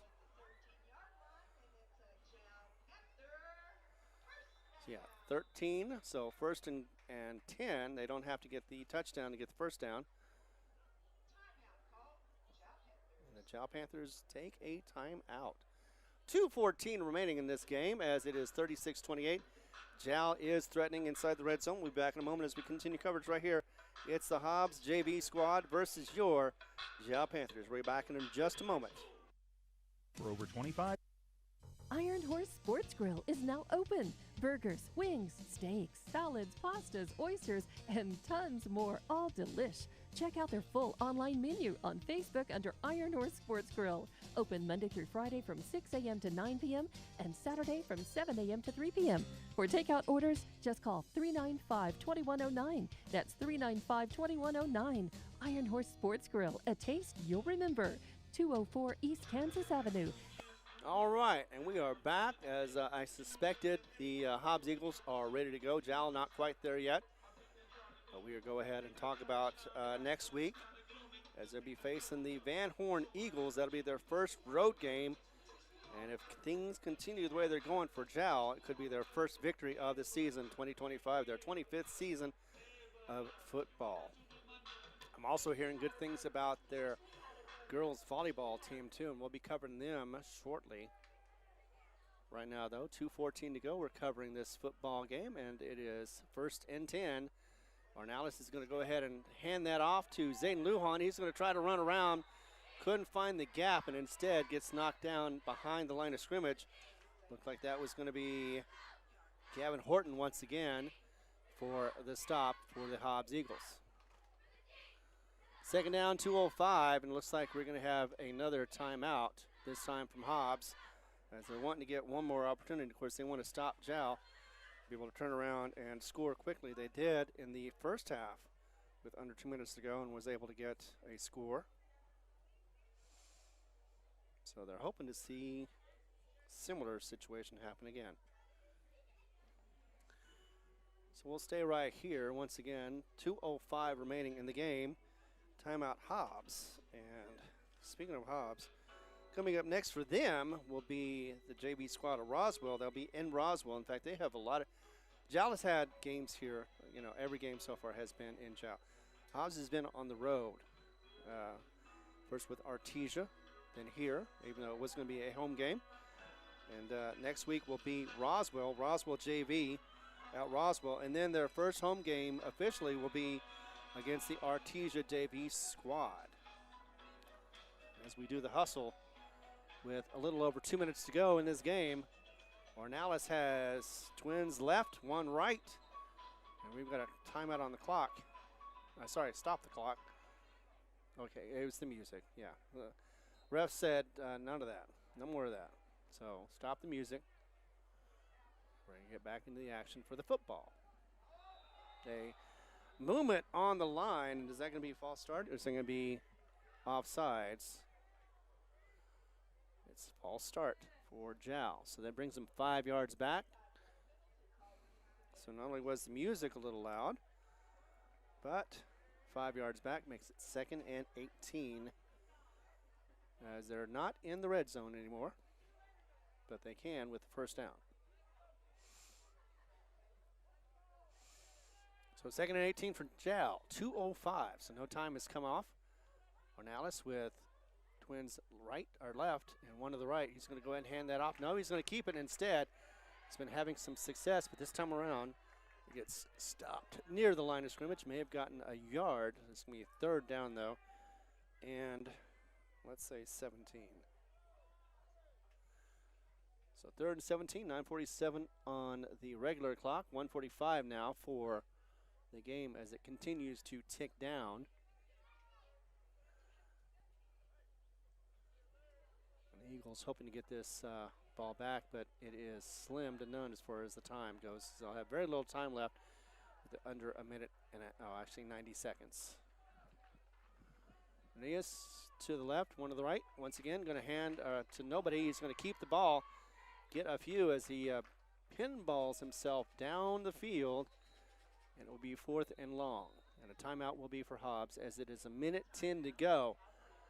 And I believe Jal is going to go for it. It's on, the ball is on the 14-yard line. And we're going to take a quick timeout as well. Once again, 1:10 to go. 4th and 11, it is decision time for Jal. As are they going to go for it? Or if they hit a field goal, that will definitely make it out of reach. Be back in a moment as we continue coverage right here on the Jal Panther Network. Panther Energy is excited for the Jal Panthers and proud of all the Jal students' great success this year. Panther Energy is your one stop for construction, dirt work, and environmental remediation. Panther Energy, 1179 South 3rd Street in Jal, or call 575-395-2654, 575-395-2654 for more information. Panther Energy, a proud supporter of all Lee County athletics. Michael Jackson in the background, and we've got 1:10 to go. And Jal on the edge of getting their first victory of the season. Last year they only had 2 victories, and they ended up going to the playoffs. Got to do that one, go all the way up to Raton, and that was after a couple of day snow delay. So right now, though, 36-28, 1:10 to go. Jal with the ball, 4th down. They're going to go for it, or at least try. Ornelas in the shotgun once again. Is going to go ahead and keep it. Throw this time, and he does hesitate. Tries to get it to his number 88, Wheeler, and it goes through his hands. I don't think he was in bounds anyway, but nevertheless, so kind of hesitated, pump faked, and then threw the ball was Ornelas, and it did get to his receiver, but again wasn't able to get into his hands and keep the catch. So incomplete pass. That does stop the clock as well. 1:06 to go in this game. 1st and 10 for Hobbs.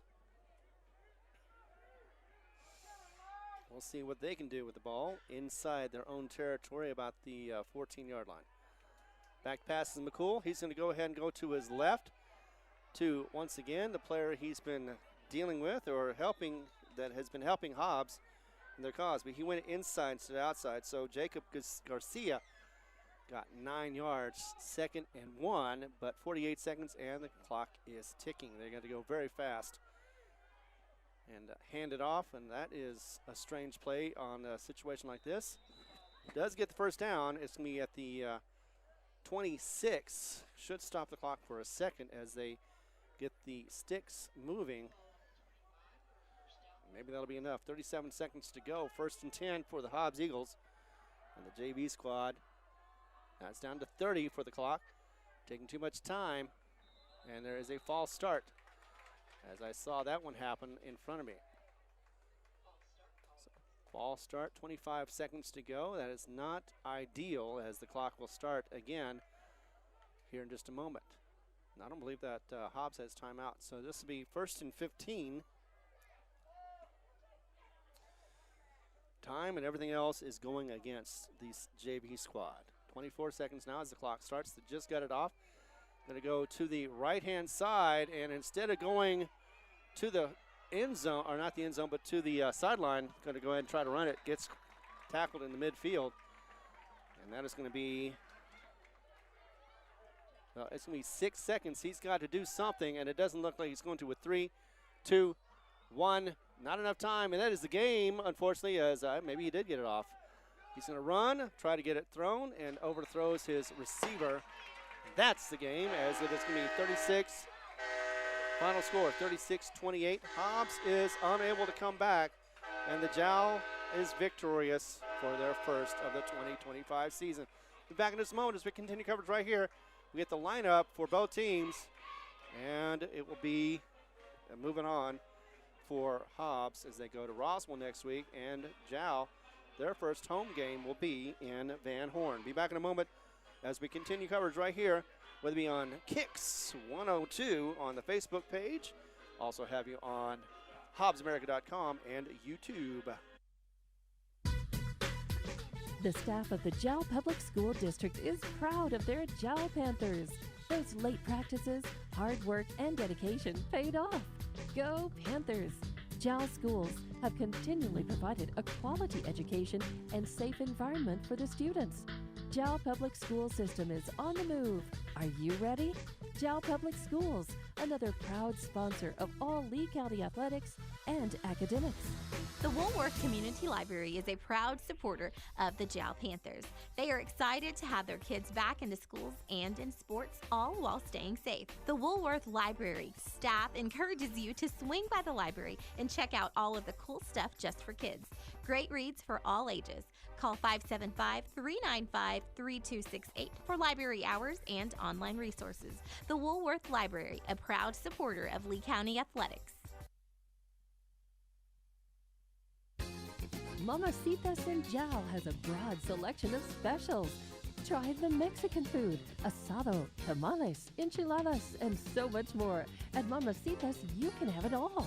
Mexican food, donuts, and a steamy cup of coffee at the coffee shop. Mamacitas has authentic Mexican food from the heart of good old Jal, New Mexico. Mamacitas, 301 South Main in Jal, is a proud supporter of the Jal community. All right, final score once again is 36 Jal. Hobbs with 28. They did try to come back to it, but just ran out of time as they did have the ball in the fourth quarter near the end of the game and could not move it forward. But that's part because Jal just was very strong with their defense, and it seems like every week they have improved on certain aspects. They did not have any turnovers, and they definitely didn't have as many mistakes as far as penalties as they did in the last two games. So that is something that Coach Satterwright, of course, is probably going to be talking about next week as he hits the road and then goes to Van Horn, and the Eagles will be ready for them. Last time I saw, the Eagles of Van Horn were 0-1. I think they're playing tomorrow, so hard to say where they're going to be when the chalk settles, as the game will be set up for next Friday. It's 6 o'clock Texas time. So it'll be 7 o'clock for New Mexico. Is that right? No, wait. Well, it's 6 o'clock. Actually, no, I think it's 7 o'clock Texas time, 6 o'clock New Mexico time. So that'll definitely be on the air. Meanwhile, though, I have Jal for 21 first downs. I think 2 of them were gained because of penalty. Most of those were gained from running. So they did a very good job of moving the ball down the field. One of the things that I'm sure the coach's staff would like to see, and they did in this game, as both sides were playing no huddle fast offense, and that was something that Jal didn't quite do in the first two games, and they were doing no huddle but not as much, and they definitely, Hobbs was trying to get the Jal Panther defense kind of thrown off by the speed of it, but Jal hung in there quickly and was able to slow down this offense, this high-powered offense that last year got the Hobbs Eagles to a score of 27-7, and it was 2 years ago that was when Jal was high-powered on their offense and good defense as well, and scored 44 points against this Hobbs JV team, and Hobbs had 19 points in 2023. Coming up next, as we have the schedule, once again, like I said, it'll be Van Horn for the Jal Panthers. 6 o'clock is when it's going to get started. So let's go ahead and run down the scoring one more time. As in the first quarter, it was McCool to Oscar Avila for the pass of 12 yards. The PAT got it to 7-0 for the Hobbs Eagles as McCool was able to get down the field quickly with 9:51. 3:35 is when Jal came back. They were methodical. They ran the ball slowly and maneuvered down the field like you're supposed to, kind of use some time as well. It was Valenzuela who got the run, as well as the actually it wasn't McCool. It wasn't Valenzuela who got the 2 points, but it was maybe it was Valenzuela because I can't read my own writing. But nevertheless, though, there was a pass and a 2-point conversion for Jal. 8-7 was the score at that point. 1 minute 26 later, and actually 1 minute 26 left in the first quarter, and it was Hobbs who was able to strike back with McCool to Jacob Garcia for a pass of 35 yards. Nicely done, too. It was nice and aired out, and McCool was able to get that one on his right to his target without any problems. They did fail on the it was ended up being a 2-point conversion. It was a PAT that went bad. The snap hit low. The holder tried to run around and got caught at about the 2 to 3 yard line. So at that point, the score was 13-8 for the second half. So the second half started with a lead for Hobbs. Second half started off with 6:54 remaining. It was Ornelas who ran in that one for 12 yards for Jal. And then the 2-point conversion was by Venezuela, who ran it in for that. So at that point, it was 16-13. Jal gained the lead again. That was the third lead change, 16-13. And then once again, Jal was able to score just under 2 minutes to go in the first half. It was also a run, 10 yards. It was a escape artist from Ornelas who was able to get in from 10 yards, and they could not get the pass to go to Zayden Lujan. So they almost went into the half with a 22-13 lead, but Hobbs came back, 2-minute warning drill, and got 12-second score from Hamia, the quarterback number 8, to Guerrero for a pass of 11 yards. The PAT was good. That was also by Havia. And it was a score then of 22-20, 2-point differential that they had at the half. Third quarter didn't see a whole lot of action. In fact, the only one that scored was Jal with Ornelas. A 5-yard run this time, so it was his third one of the game. And a pass to Zayden Lujan for the 2-point conversion made it 30-20, a 10-point difference. Hobbs was able to come back, but not before Jal had another score. They were trying to get the ball to move down the field. Finally, with a long drive, it was 5:24 when Jal scored again. It was a pass from Anayas to Navarrete, and the pass was for about 20 yards. They did pass to Zayden Lujan once again, unable to get it to him, and that meant 36-20. Hobbs came back quickly, just under 2 minutes in on their possession with 3:09 remaining in the game, and it was from McCool to Guerrero once again for the pass of about 20 yards and a 2-point conversion that also got in the hands of Cason Guerrero. And that's how we end, as it is once again 36-28. Hobbs is going to be facing Roswell next week, the JV squad in Roswell. And your Panthers will be away for the first game of the season. That'll be against the Van Horn Eagles. They have a interesting record against them since 2008. It is 2-3 Van Horn with the edge of 3 games won versus 2 loss.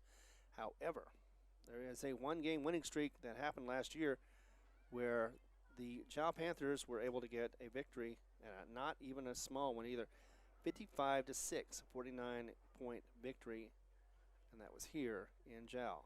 Time before that, though, it was the other way around. It was 54-8 in 2019. That's the last time they played them away, I believe. And that was, once again, 54-8 was the loss that Jal took. Also were able to beat them in 2018 by the score of 44-8. So these two teams have either all or nothing.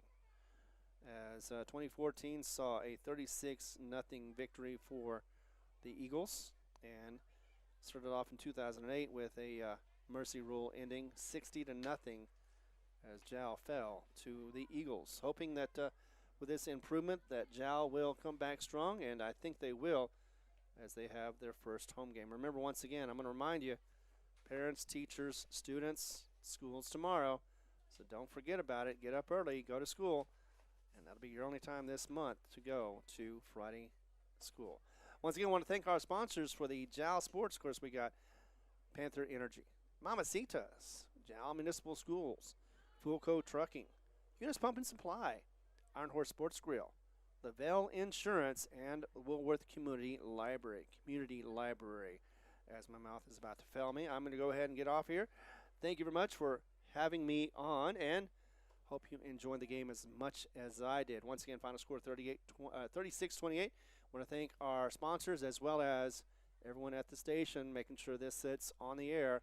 For No More Broadcasting, I am Ron Gunder. Thank you very much. And once again, hey, this is Thursday night. Remember that too. So Friday, have a good weekend out there. And we'll see you back again next week in Van Horn. The Woolworth Community Library is a proud supporter of the Jal Panthers. They are excited to have their kids back into schools and in sports, all while staying safe. The Woolworth Library staff encourages you to swing by the library and check out all of the cool stuff just for kids. Great reads for all ages. Call 575-395-3268 for library hours and online resources. The Woolworth Library, a proud supporter